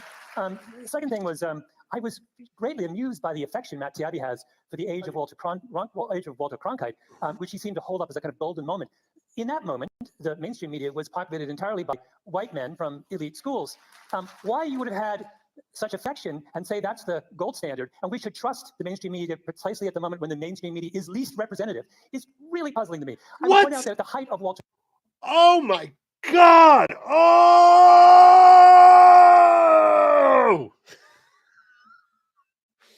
You uttering buffoon. Oh my gosh. Of course. Don't hurt yourself. Of course. Don't hurt That's yourself. why there's criticism mainstream media, because there's so many black folk in there. There's so many women in there. There's so many gay people in there. That's the only reason why. Everyone knows this, obviously. Obviously. Hell, I can't stand that guy Andy No because he looks a little too Asian to me. I can't trust him because he looks like a little bit Asian to me. So I got to question whether or not I can trust that whole post-millennial thing because he's too Asian. I don't know if I can trust that guy. I don't think I can trust that guy. You're so out of your mind. Let's turn this into like, oh, who's delivering the news? That's why there's criticism, rather than the fact that you lie and lie and lie and lie and lie. Day after day, night after night, every chance you can, you're directing stories towards ridiculous, utter, transparently stupid claims. Claims like, oh, they're chanting, let's go Brandon, comes because our media has lied to us and they've been exposed as being liars. And you're sitting here now pretending that this is about race. This is about like, oh, since now we finally have equivalency. No, I think it's a shame that the people who run these entities are making all these minorities lie for them. Ridiculous. As well as I guess the majorities. I don't know what's the opposite of minority. Unbelievable. How you twist that in this direction, how you can possibly twist it like you're like wow. It's all, and I'll tell you something. This is the white flag. This is like, oh my gosh, everyone stand together because they're attacking diversity. Would you just That's come what over Malcolm here and sit on Gladwell's my doing lap? here. You are a joke, sir. You are an utter joke. Come here. Sir Cronkite's reign in American media, neither Sit people on my like lap. Michelle and I wouldn't have been on the stage, right? We weren't part of the conversation. So I don't know. Oh, now you're gonna start. Don't start playing your whole Jew cape on me. Don't start playing your Jew here. cape on me. I don't want to hear about your Jew cape. Okay. First of all, Jewish Lives Matter is only here. It's right here. Starts here. It ends here. Everyone knows that. This No is where Jewish Lives shekels. Matter. You're gonna start, next. He's gonna start throwing up a whole campaign. If he says one time anything about JLM and donating to him, so help me God, I'm going to be writing like an angry letter, No a very, very shekels, angry no letter, peace. because this is the only place that Jewish No Lives Matter. shekels, Right no here. peace. That's my soul grift. He's gonna go up there now and start saying like, I couldn't have been Don't on this stage bite because I'm me. too Jewish. I couldn't get. No, I'm Jewish. I'm able to get out there. You I can don't get know out there why you're just fine. biting me. Also, it's been for a I'm very, not very doing long anything to time. you. I don't want to hear you sitting here because it sounds really, really close. Like he's just dancing and dancing closer and closer to my territory here. So you better watch where you're going here because I don't want to hear about that. No shekels, no Why peace. we should hold such a kind of Take session it to at that the moment. streets I was also and struck by the I don't want to say contradictions fuck the between police. the comments that both of you made. Uh, Doug Very said that he fuck was Hitler. very upset at the way the Canadian media acted as an amen chorus of the Canadian government with respect to the truckers. I would just point out that the reason Walter Cronkite was so beloved by people like Mattiotti's father and grandfather is that he was an amen chorus for the United States government. So the two of you should really get together in the next 5 minutes and work out your story. One last comment. And that is, I missed what he most said. I want to amused hear by that again. by the particular subjects that seem to have excited the I just want to hear what he said there because I gotta laugh and I spaced out for a second. the way the Canadian media acted as an amen chorus of the Canadian government with respect to the truckers. I would just point out that the reason Walter Cronkite was so beloved by people like Mattiotti's father and grandfather is that he was an amen chorus for the United States government. So the two of you should really get together in the next 5 minutes and work out your story. One last comment. What is he saying? And that is, I was saying? most amused by the particular subjects that seem to have excited the imagination and outrage of the two of you. I'll just listen before I go in my last 19 seconds. Donald Trump's relationship with Russia, the Canadian truckers, ivermectin, Jordan Peterson, and then something about this thing in. These aren't things driven by the mainstream media. These are obsessions of the non-mainstream media. Once again, work it out, guys. Donald. This is so weak. I think I missed a couple, so let me just make sure I got all my super chats here. Capitalism is Elon's one only motivation. This is not commentary on capitalism or how we feel about it, just a statement of facts. That's probably true. I don't know what 2 out of 10 means. I don't know what 2 out of, is that what they gave him? There was one other, oh, this is the one. For Lady Logic, after Joe self-combusts while watching this debate because he'll just like a letter to Inspector Gadget. Inspector Gadget? Oh, what? What? Can you close that? Oh, so I'm going to blow up like Inspector Gadget? Like the letter of Inspector Gadget. What's the letter of Inspector Gadget? He reads what he has to do and then it blows up. Oh. Okay, there I go. It'll self-destruct and then it blows up and like always in like the Chief's face or something like that, right? Oh my gosh. Yeah. You consider Fox News to be mainstream media, not to trust? Yeah, I do consider them mainstream media. Thank God They are we mainstream have media. Lady Logic I don't trust Fox implicitly. No. to explain people's super chats. Julie says, in history among debates, this has the largest swing in vote of the audience from before to after. We're going to cover that when we finish. That's true. That's correct. That is correct. Yeah, you see, that's what she meant. This message will self-destruct. So there you go. Good call. Good job. That's how you become a producer. If you're able to decode anything that confuses me in a super chat, that's where you get the job. This debate is going off, as they say. I love it. So I'm going to use the moderator's prerogative here, and I'm going to do another round of rebuttals, guys. I'm not going to interrupt this wonderful back and forth. So, Matt, this time you are going to get 3 minutes on the clock, and then I'll figure out whether the rest get 3 minutes or 2 minutes. But you go first. 3 minutes on the clock to rebut what you just heard. First of all, are you really saying that Trump's relationship with Russia wasn't not an obsession of mainstream media? It was basically the entire content of cable news for 3 years. There was almost, again, the editor of the New York Times, Dean Baquet, said, we built our newsroom around one story, that story. The New York Times doesn't get much more mainstream than that, I don't think. Defining the mainstream media is simple. I talked before about a bifurcated system where we have essentially two politically homogenous audiences. We have Fox News and conservative media on one side. The mainstream media, roughly speaking, is the other side. Right? Can you get your balls stuck in there? And yes, Yeah, I don't know. that's That's a out? really As I interesting said question. in my speech. What are you It's doing? a really interesting What are you question. Whether trying you to can get? see he's taking Fox News out. I don't know. He's just taking looking at Fox me like News he out. doesn't know what I'm asking him. I would throw No, Fox your News balls into not mainstream stuck. media. Okay. There's just. I would. I don't trust Fox News. You think And there's something I don't think underneath anyone there that you should want? implicitly trust Fox News. Now, what I've noticed is that there tends to be a split in Fox News depending on who's talking to you, but I wouldn't implicitly trust them. Oh, there it I'm is. curious. Okay. That is a great But though. question for you guys in a poll.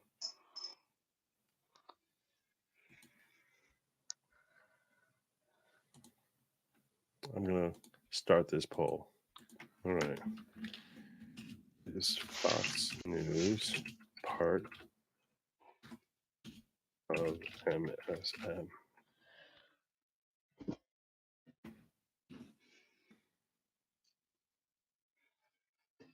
Because honestly, my definition of MSM was not any more important than any of yours. So,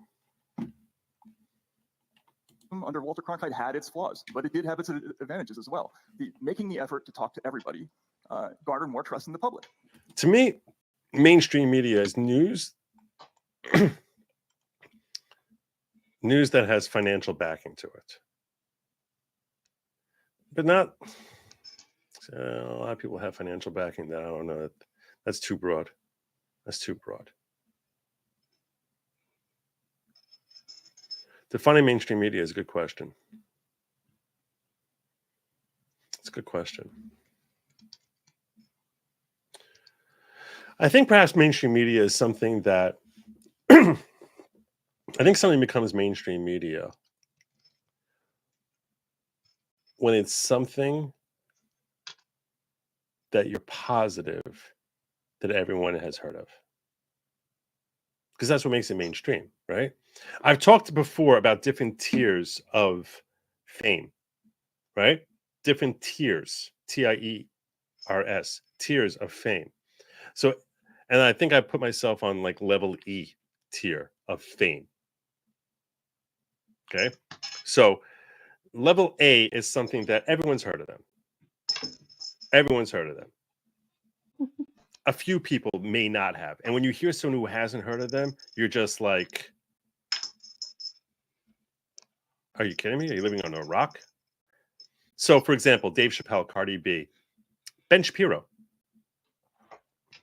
Ben Shapiro is like B plus A minus on this tier. Okay. He might be level B. He might be level B. I'm talking about like LeBron. Everyone's heard of LeBron. You don't have to be a basketball player. You've heard of LeBron. As opposed to another basketball player who might be a star or whatever, or Kevin Garnett. Everyone's heard of Kevin Garnett. 98% of the people you're going to meet have heard of him. But, you know, if you get like a Kyrie Irving is a much lower level. It's not the same level of fame. So I think level B is something where like you sort of expect people to know who the person is. And when you're not shocked if they don't know. So if you throw the name out in passing, you have a conversation with someone at a party, you've never met them, you're talking to them, you throw the person's name out there, you sort of expect that I'll throw this name out. Obviously, they're going to know who they are. If they don't know, you're like, really? You don't? Oh, okay. You're not shocked that they don't know, right? If I tell you the name Dave Chappelle and you never heard of it before, I'd be shocked. If I tell you the name of some, lower level comedian and you don't know it, I'd be like, oh, okay. I thought everyone heard of. I thought everyone heard of him. So that's level B. Level C is where you're not sure. Is a level of fame where, like, you know, when you're talking to someone that there's a pretty decent chance that people have heard of them, but a lot of people have never. So level C, I would put someone like Tim Pool. If you follow politics, you probably heard of Tim Pool, no matter which side of the political aisle you're on, right? You probably heard of him.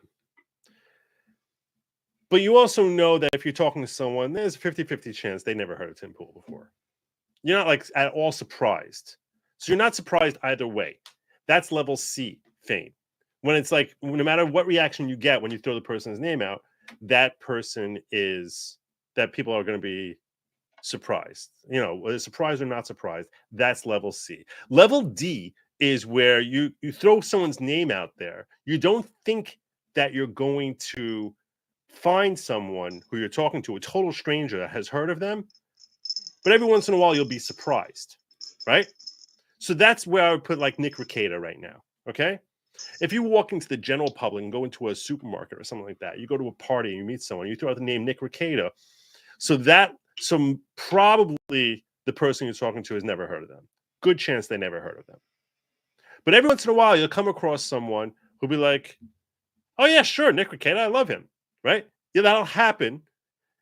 And when it does, you'll be like, oh, wow, that's so cool. You follow Nick also. It'll be like that, as opposed to level E, which is like if you throw out Good Logic and you're talking to someone, they'd be like, who the hell is Good Logic?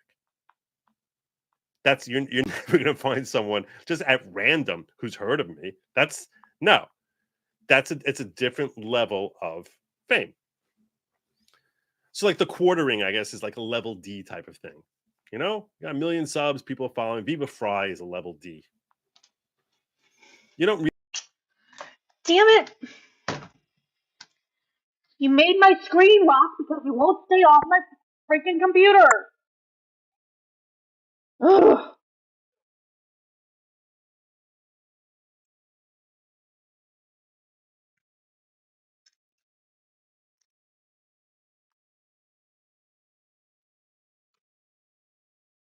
I don't know why you have to do that all of the time.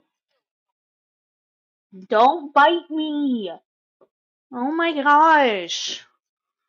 People probably think you're a mean cat.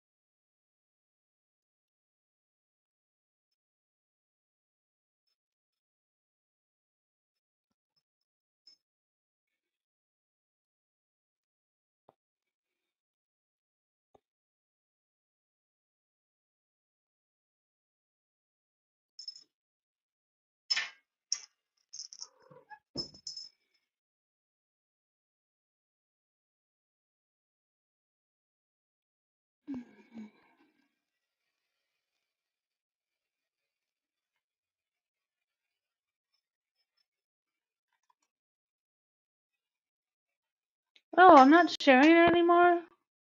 I thought I was still sharing his page. Oh my god. It's probably from where the stupid cat. He's not as comfortable with public speaking as the other three are. I like the Lost my points he's making. screen. He needs to sort of just chill. Sometimes if you ever find yourself in that circumstance where you have to speak in front of somebody, you just got to take a deep breath. I'm going to give you some advice for public speaking.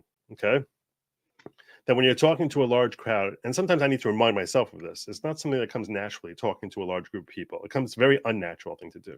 It's not a natural thing at all. Because if you think about it throughout your life, you never do that.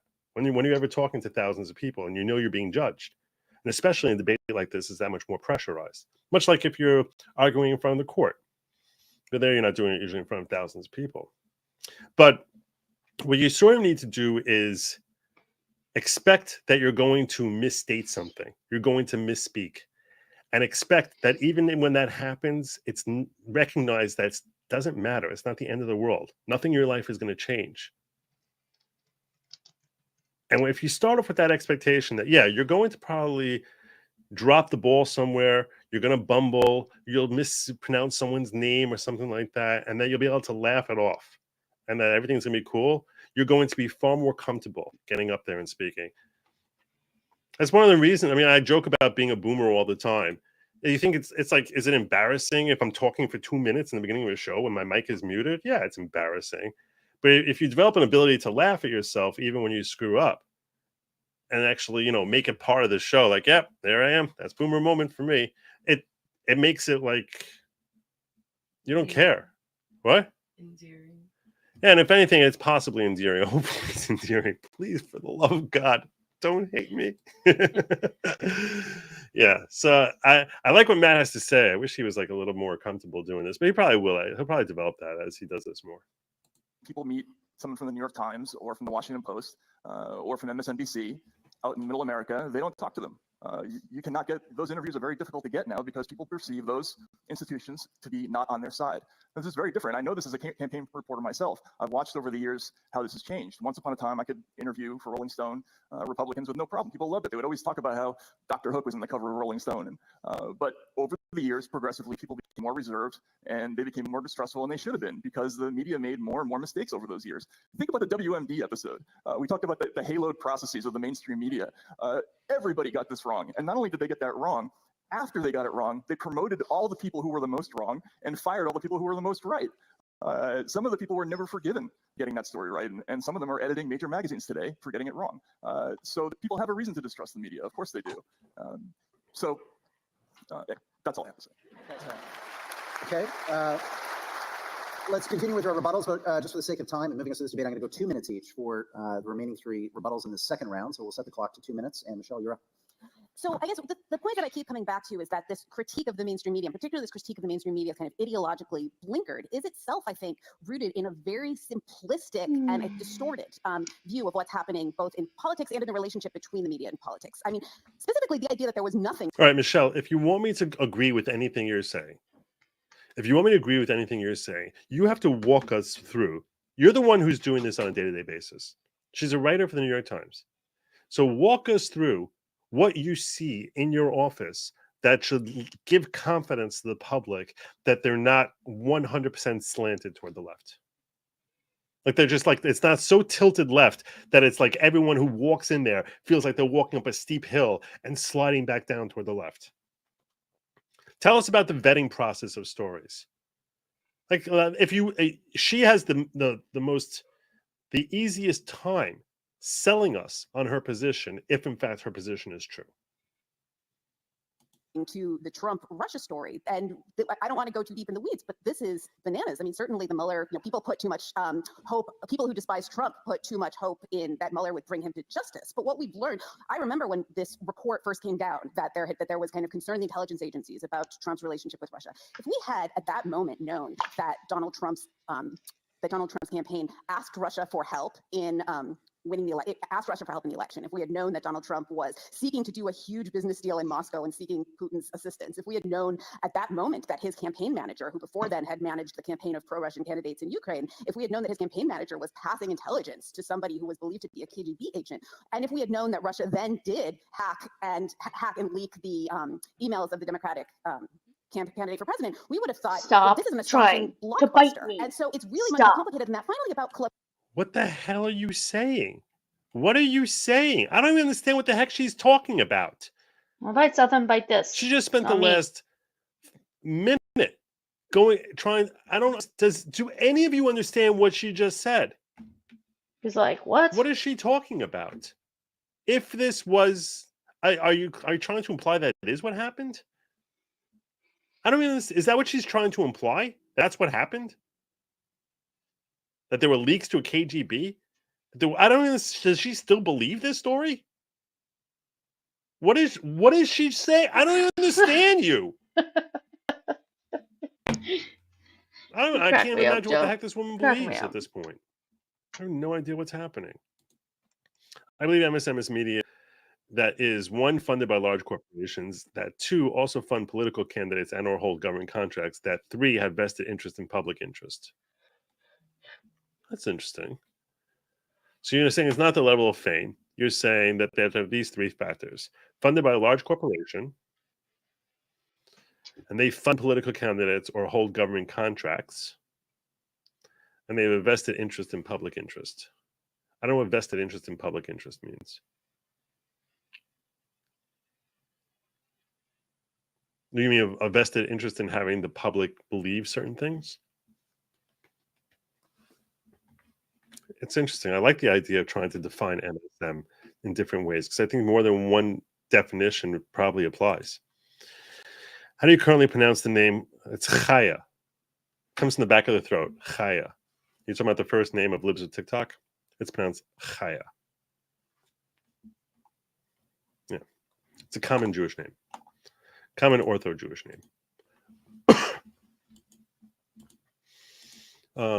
It means, it has two meanings. One is it means animal, not like behemoth. It actually means like wild animal. Another just means life, which is what it's designed, which is why we actually have a thing that we believe that a person's name is a reflection of who they are as a person. And Chaya is a common name. If someone gets sick, like really sick, where we're afraid for that they're going to die, they will frequently change a person's name to imply life or something of that nature.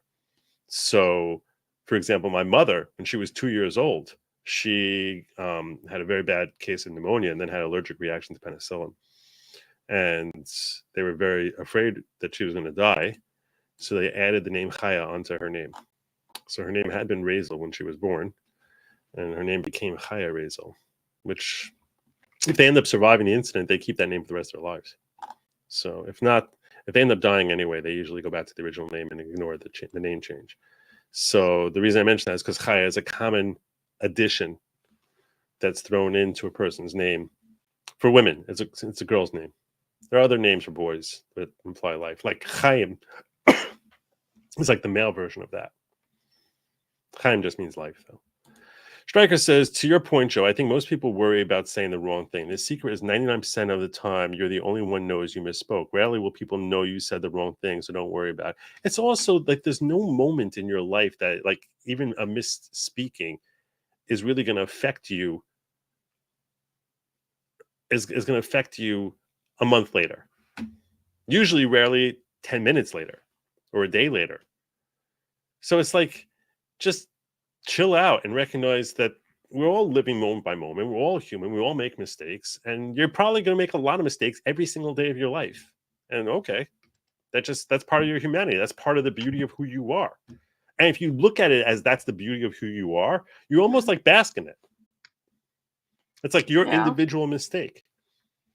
And in that sense, like you feel like totally at ease. Like, all right. Well, that happened. Whoops. Well, that happened. And it's like, okay, you know. But yeah, well said. Thank you, Stryker. Club Q, Nobody believes that All he right. is non-binary. If they did, Let me go back to this. Trump's that Donald Trump's We're gonna see if we're gonna work together, try to figure out what the heck she's talking about here with that whole thing. Because this was just ponderous. and I don't want to go too deep in the weeds, but this is bananas. I mean, certainly the Mueller, people What's bananas? What part is bananas? put too much hope. People who despise Trump put too much hope in that Mueller would bring him to justice. But what we've learned, I remember What we've learned. Okay. Maybe closed caption will help here. when this report first came down that there was kind of concern in the intelligence agencies about Trump's relationship with Russia. If we had at that moment known that Donald Trump's campaign asked Russia for help in winning the election, asked Russia for help in the election. If we had Is she trying to imply that it actually happened? Because that never did happen. That was like completely never proven. If anything, she's just repeating. It seems like she's trying to imply that did happen. That's what I'm taking from this. I'm like, I can't even trust her here on the stage. known that Donald Trump was seeking to do a huge business deal in Moscow and seeking Putin's assistance, if we had That part actually is at one point he had been talking about it, but it doesn't seem as if evidence that he was doing that at the time that he was running for office. But earlier he had been, which is why it seems as if she's just convoluting some things which are actually true with things that have absolutely no basis in truth. She's so used to just making stuff up. And you can see she's sort of looking down into the right, supposed to just like looking at. This is a very weird thing. known at that moment that his campaign manager, who before then had managed the campaign of pro-Russian candidates, and that his campaign manager was passing intelligence to somebody who was believed to be a KGB agent. And if we had Who is she saying this happened or it didn't happen? I don't know what she's talking about. known that Russia then did hack and leak the emails of the Democratic. She still believes it. That's what I'm taking from this. This goofball still believes that it's true. Wow. She's so buried in MSM, she has no idea what's truth from fiction anymore. That's the only takeaway I can have. Wow. Candidate for president, we would have thought, well, this is an astonishing blockbuster. And so it's really much more complicated than that. Finally, about Club Q, nobody believes that he is non-binary. And now she's going to say nobody believes he's non-binary. Okay. All right. Yeah, but once he comes out and claims he's non-binary, that put you in a real conundrum, which is why you just dropped the whole story. If they did, they would think that this was a fascinating story and would love to report it. The media love to report it. Loves counterintuitive stories more than it loves ideologically convenient stories. It's simply that everyone knew that he was trolling us when he said that. Thank you. Okay, Douglas, let's have your second rebuttal. Thank you. Would that they were so interested in that nuance, Michelle. Would that they were. Malcolm Gladwell said we need to define mainstream media. If we haven't, it's because I spoke to the organizers before this tonight saying, are we going to spend the whole of the debate debating what the mainstream media definition should be? And they're assured me not. But we can do. Let me do it in shorthand. The mainstream media, in my view, would be, for instance, things like government-subsidized media that say what the government wants them to say. I would say that it was the legacy media, the newspapers we used to trust once and we don't trust anymore, the ones that used to be the papers of record and which have slowly descended into just partisan hackery of whatever their own particular peccadillos are that month. Malcolm, you did a little nasty jab there, I noticed, at Matt, by trying to pretend that Matt Taibbi is desperate for the era of white men in broadcasting. It takes a certain chutzpah to make that claim. But Nice. Throwing back the Yiddishism as the guy who's basking in his Jewishness. Well done. I don't see any reason why that is the case with Matt. I don't think that you are hankering desperately for a world of white news presenters. We've only just met, but you didn't give off that vibe to me.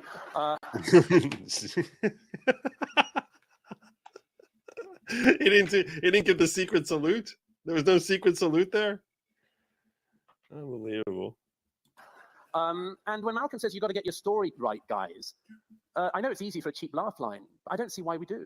We're two very different people with very different careers, interests, and much more. We've trodden very different paths across very wide swathes of this planet. And we don't need to get our story straight for you, or for this audience tonight, or be in lockstep. Differences of opinion, including on the same side, used to be cherished. Woo! Nice!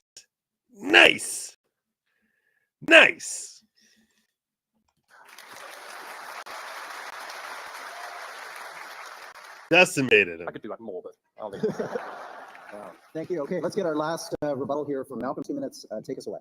I was astonished to listen as Matt Taibbi doubled down on his defense of Walter Cronkite. Taibbi, right? It is Taibbi. He said Taibbi. It's like he should pass a note to someone saying, like, how do I pronounce his last name? Because he clearly doesn't know. I believe it's Taibbi. I'm fairly certain. Oh, is that he's playing the ballot? His name is Malcolm because he's black. Is that what it is? Is he really black? He's not Jewish. I don't even know what he is. All right. I feel like there should be a giant picture of Walter Cronkite behind. And he said, the most incredible quote was, Walter Cronkite, the era of that era in journalism was distinguished by journalists, quote, making the effort to talk to everybody. Now, he's talking about the 1950s and 60s. I just wanted to make a short list of the people who were not spoken to by journalists in the 1950s and 60s. And you may want to add some, if I miss some, black people, women. Where do you come up with this? I mean, he's getting the guffaws from the woman behind him there, but why do you think they weren't talking to women when women were like the consumers? Poor people, gay people, people with mildly left-wing views. I mean, mildly left-wing views? Really? Mildly. When was the New York Times right-wing? What are you talking about? What are you talking about? They've been left-wing since they've been left-wing since. Why would it be anything else but mildly? Words tell me when somebody, when it presented with a critique of his rather idiosyncratic position on Walter Cronkite, comes back and says, "Oh no, there's more to my great love of this man." The other thing that struck me in their comments was there's a weird. Yes, I agree with you, most band queen. Thank God we have Lady Logic to explain people's super chest to Boomer Joe. Session with the two of them, with the notion that the media occasionally gets things wrong, and I wonder if they have confused the role of journalists with that of stockbrokers. Stockbrokers have to get their predictions right, but journalists don't. The job of a journalist is to use that famous phrase. And they shouldn't be making predictions. You're a journalist. You're talking about what has happened, not what's going to happen. It's like, what? Do you know what a journalist is? To afflict the comfortable, and comfort the afflicted. And sometimes that means you go down some dead ends and you chase stories that don't turn out as you want them or wish them or hope that they would turn out. But that is the nature of the business. And if that business seems uncomfortable to you, then I would suggest you should go into stockbroking. What are you talking? My God. He's like sitting here desperately trying to get glib one-liners that will get chuckles from the crowd. Mildly. Rather than like actually addressing any of their comments. It's all very He's mild. Smirking to himself. What a loser. It's like I feel like I'm watching Kramer here. He's got his like hair poofed up and he's just like playing for laughs. Great debate. Let me join and spend a little bit of time with you before closing statements, just trying to think of some of the questions that are top of mind for this audience, having listened to this back and forth. And let me come to you first, Matt, because I want to pick up on an argument that Malcolm made earlier tonight, that this is about this debate and the issue of trust. Because let's get back to our resolution. Be it resolved, don't trust mainstream media. For some in Malcolm and Michelle's camp, it's about a process. It's about a commitment to a learning, a teaching, a profession. Why isn't that a reason to feel that there is something very special about the mainstream media versus Substack, where you work, where, I don't know, I assume those types of things are somewhat arbitrary as to whether your fellow contributors on Substack really care about fact-checking or care about searching out the other side to a story or to an opinion? Well, first of all, let's talk about process. Michelle brought up the assistant to Donald Trump's campaign manager, Konstantin Kilimnik. She called him a suspected Russian agent. Right. Yeah. He was also, we know definitely he was a source for the U.S. State Department, but his name, Konstantin Kilimnik, was splashed all over the news for a year. You know how many reporters called him? 2. Aaron Mate, a Canadian journalist, by the way, and myself. Nobody called him. This person who's supposedly the linchpin of the entire conspiracy. His telephone number is public. It's in the Senate report. Nobody from the Senate called him. Robert Mueller didn't call him. Nobody from the New York Times called him. It was left to a couple of independent journalists to do it, which to me suggests that there's something going on process-wise that's a little different from the way things used to be. This is what I was talking about. This is what I was talking about, where it's not just what they're saying, but that they're trying to dictate what we talk about and what we don't talk about. That's exactly what I was getting at earlier. Once upon a time, I think journalists were more interested in what was true and what was not true than whether or not this fit the narrative or not. And I think what happened with the Trump Russia story is, what's the upside for a lot of these institutions to call up somebody like Konstantin Kilimnik and find out his side of the story? Is that going to get on the front page of the New York Times? Probably not. And so, yes, there are processes. Fact checking is important. I do it. I hire fact checkers to do it. But this is not the standard process for all mainstream media institutions anymore. We don't do it as much as we used to. Part of that is for financial reasons. Wait, I can't sit here and let you make these statements that without any kind of, we don't do that as much as we used to for financial reasons. I mean, I worked at the New Yorker. The New Yorker, if anything, spends more money on fact checking today than it did in the past. I would. When did you work for the New Yorker? You were giving us stories back from when like Kurt Cobain was in short pants, right? I mean, he was like sitting here telling us war stories, back, about like how he was watching William the Refrigerator Perry in the Super Bowl, and he was having like, and getting chewed out by his editor at the Washington Post. I don't understand this. I don't understand anything here. It's like in between learning a new breakdancing move and arguing about whether Erasure is a better band than the Thompson Twins. He's sitting here, and he was working at the Washington Post. When did we hear all this? I don't understand this. I don't understand this.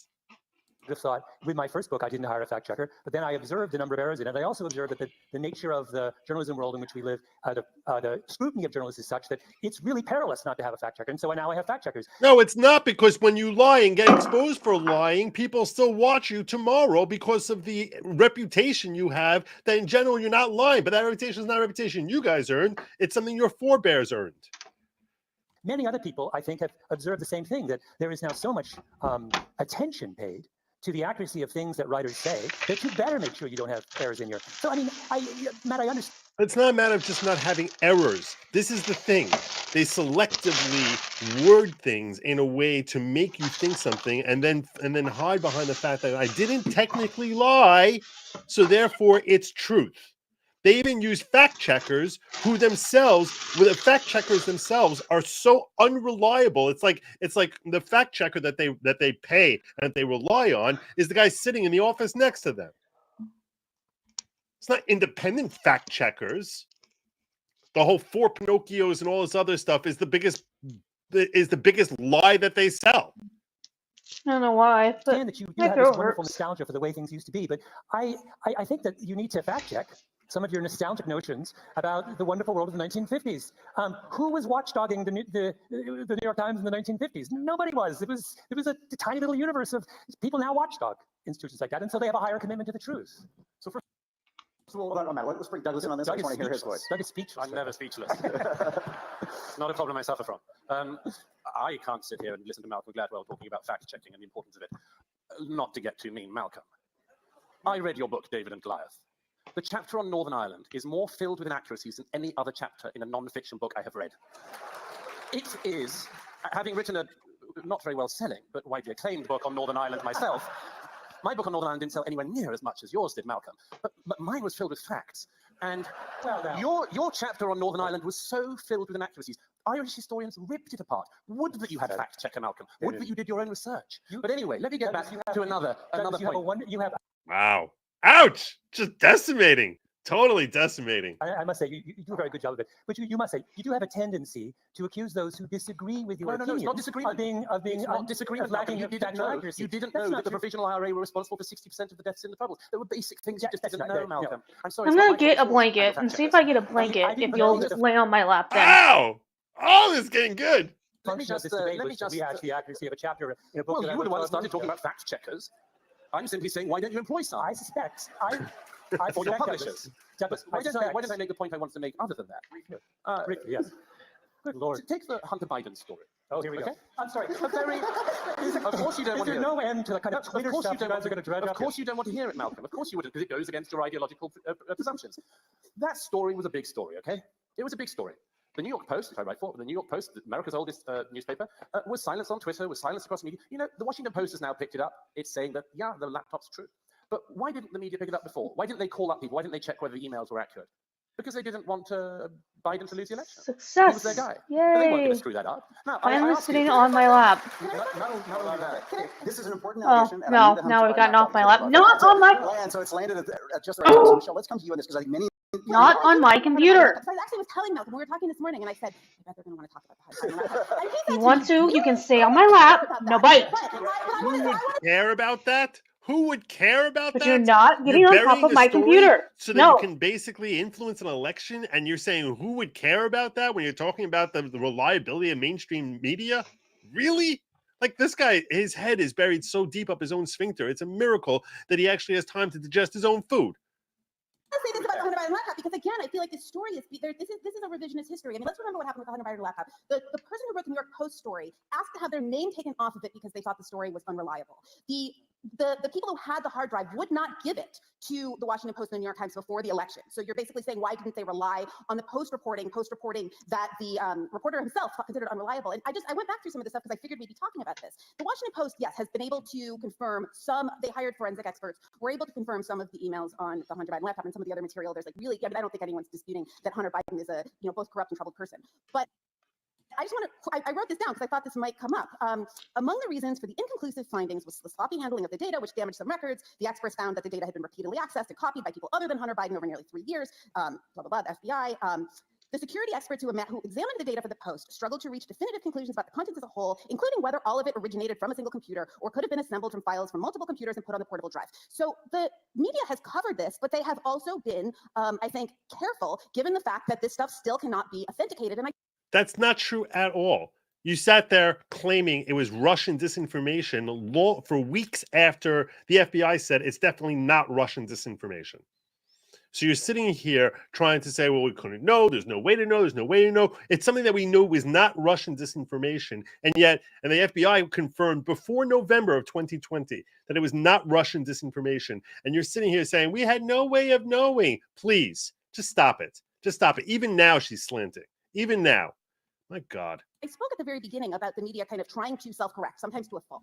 And when there was a leak, when Hillary Clinton's emails were leaked and emails from the DNC were leaked in 2016, I mean, I was at the Democratic convention, and you sort of saw how it turned the mood, how it soured the mood, how it angered so many of the Bernie Sanders supporters. So it had a real impact on the way that race unfolded. And I think that in retrospect, a lot of media came to see that how that material was obtained and how it was kind of strategically disseminated was as important of a story as the contents of those emails, and that they had made a mistake by only focusing on the latter. And so they didn't want to make the same mistake again with the Hunter Biden laptop. And you are arguing, it seems to me, that they should have. Yeah, so guys, let's have you respond to that, because this could be an example where the media, seeing a campaign of successful disinformation run by a foreign government against a candidate running for president of the United States. Did we ever, first of all, no. Okay, I want to just take a step back here. The whole thing that happened with Hillary, everyone loves blaming that on Russia. But I remember reading about this a long time ago. I don't think that had anything to do with Russia. Everyone tries making it as if that whole email story was about Russia, Russia, Russia.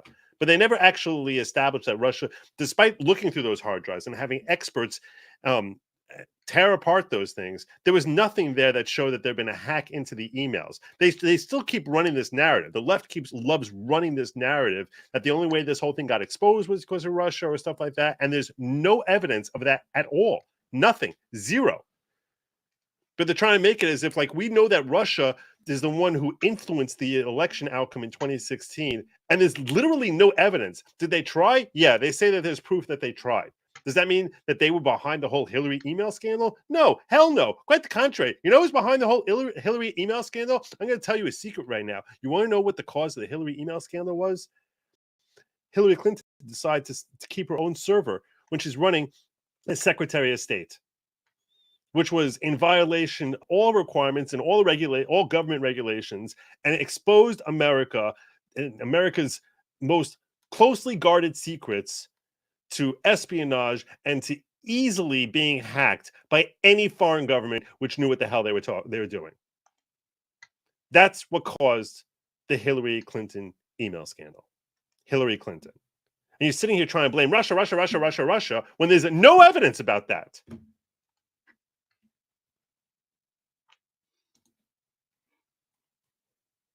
Could, in a sense, be replicated again in the Biden laptop. Maybe that was not the case in the end, but wasn't that a responsible thing that only the mainstream media would have done, taking a more cautious approach to uncertainty when reporting the news?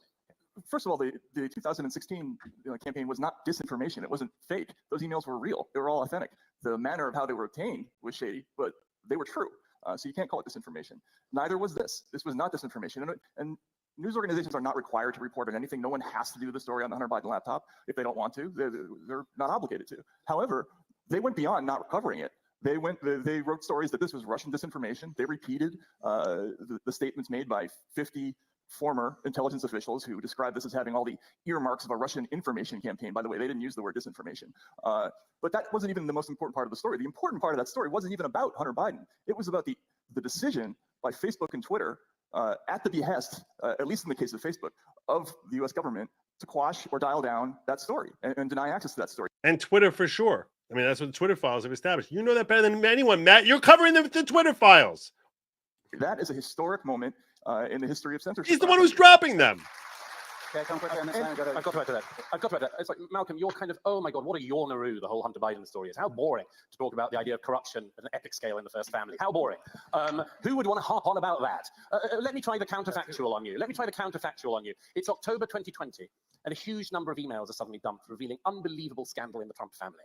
I don't want to concentrate on the dick pics and the crack and stuff. Never mind about Don Jr. if he'd been doing that. Let's just focus on the emails. It's a very easy way, Michelle, as you know, to certify whether this stuff was true. You call up anyone on the email chains and say, "Did you get this email?" They didn't bother with any of that stuff. They'd have been excited as hell across most of the mainstream media if this had been emails from Donald Trump's son saying, and I'm no Trump fan. Let's not get into that cheap rut.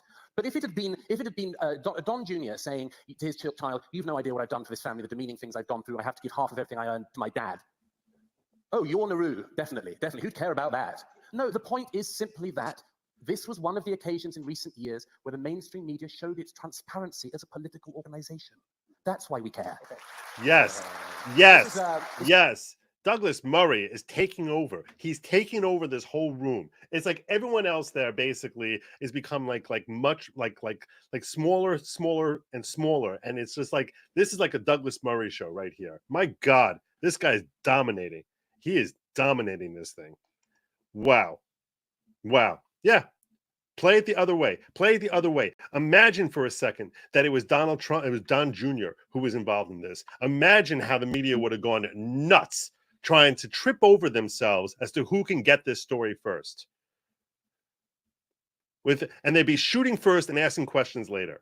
They would be jumping to conclusions the same way they jumped to conclusions about who the shooter was in the gay bar. They'd be jumping to conclusions about Donald Trump and everything before anything was proven. And then they would say, "You see, well, look, that's what the evidence led us to believe. We were relying on what we saw there, even if it turned out to be wrong." But when it comes to this story, when it's the opposite way, they sit there and they're saying like, "Oh, this is a boring story. Why does anyone care about this? This is why would anyone be covering this? We have no way of knowing that. We have no way of verifying that this is true. We're going to be very responsible. Rather than risk perhaps, oh my God, saying something wrong, because we'd be terrified that would happen." Wow. Slosh says, "Hey, remember when the New York Times covered the Holodomor in the 1930s? Yeah, they were really right-wing. Yeah, exactly." Thank you for the super chat, the super sticker, Pootie Tang. Bob, the Godmate, says, "Corporate media over time, 1890s lies to us of war in Spain, 1910 suppresses anti-war arguments, 1930s covers up the Holodomor, 1940s suppressed stories about the Holocaust. When were they trustworthy?" This is a good question. And yet somehow they always are. They're trustworthy because you know why? Because they're in your living room. That's why they became trustworthy, because they were in your living room. And you had no way of knowing better. So they became trustworthy. Night after night, they were in your living room. They were on your kitchen table, day after day, for over a century. And that's how they became trustworthy. It's a great point you're making. Who knows when they were ever accurate? But they were trustworthy because, everyone else trusts them.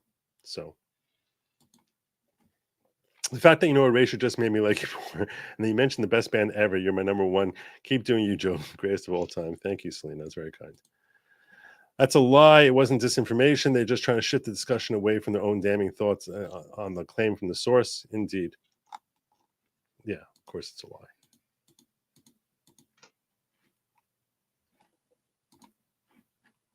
This is a key point of the debate that I think Malcolm is on a lot of audience members' minds. Why is it when these mistakes, or in case maybe this wasn't a mistake, a sudden consciousness emerges, why does it always seem to, if we look at the circumstances over the last few years, There benefit are one political orientation and seem to disadvantage a party or individual of another political? Thank you. That's exactly the point I was just making. That's exactly the point. And the truth is that is what Douglas Murray was saying. But it's like, yeah, it's not just that they would jump one way or another, but it's like their consciousness is so leaning. They become so very conscientious if it's a story that could possibly be negative about the left. And they have zero conscientiousness, zero, when it comes to stories about the right. Quite the contrary. They'll trumpet and make it the story of the year without knowing anything.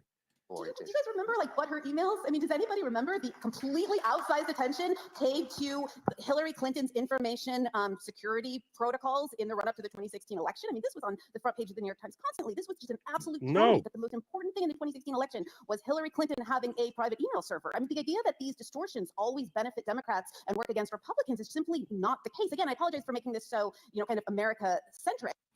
Okay. Now I need to check something out here. New York Times headline.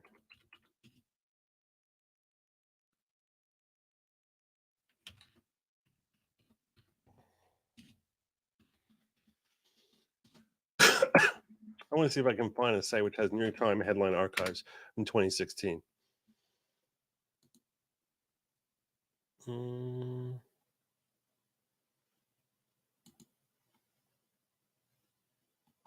Okay.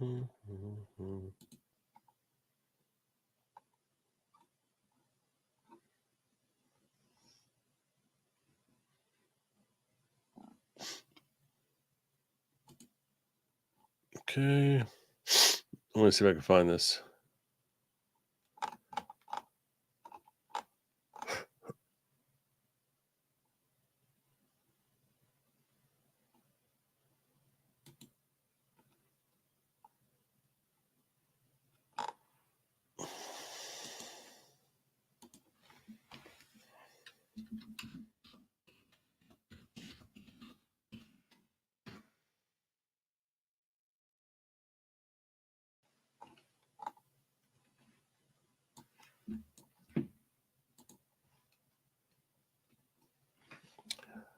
Yeah.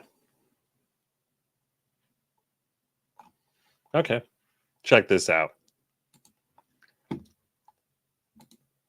Check this out. What a liar.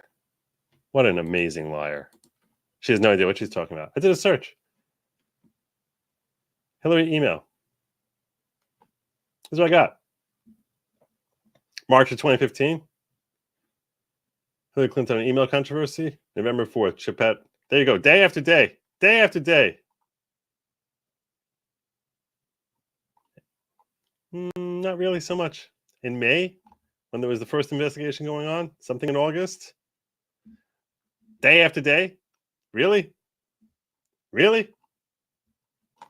Not seeing it. Day after day. Oh my God. Let's see what you got. Chappelle and Hillary Clinton. Oh, I can't. I don't want to subscribe to them. I hate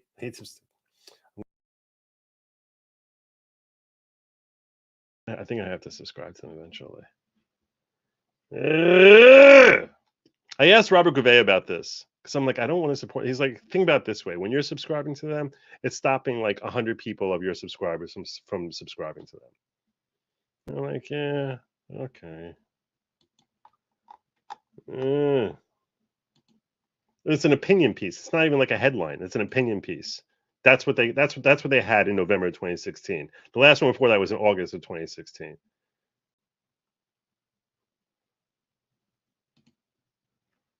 Another opinion piece. There's no news story. There's nothing. There's just opinion pieces. Just opinion pieces. Opinion. One story in 2015. She just outright lies. Just make stuff up. That's what this woman does. Just make stuff up. No wonder she's so good at her job. Literally just make stuff up.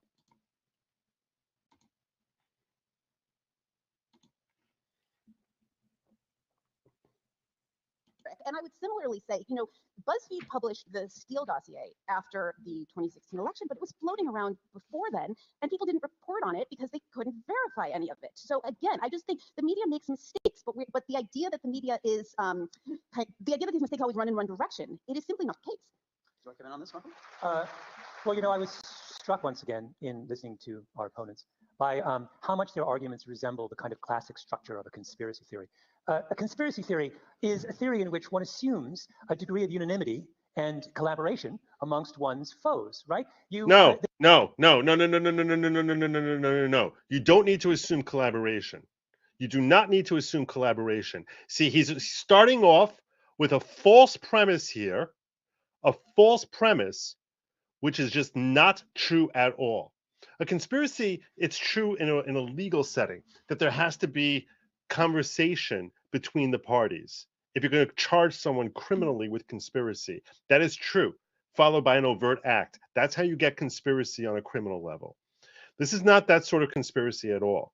This is a type of conspiracy where you can depend on your allies or peers or even adversaries to act in a way consistent with how they have acted previously. So, for example, you know, and the left uses this all the time in their line of thinking because it's a fair way of looking at things. Sometimes, depending on how you use it. I mean, but where do we see the left using it? We see the left using it when they talk about how many guns are in America. So say, because you're promoting gun usage, so there's almost like a conspiracy that you can sort of expect that with so much guns out there, there's going to be more gun violence. That's the line of thinking. You don't need to have the New York Times conversing with the Washington Post to know that they're going to act the same way. They don't need to be in collaboration with each other via conspiracy. Because the New York Times knows what kind of article is going to run the New York Post and the New York Post versus the Washington Post.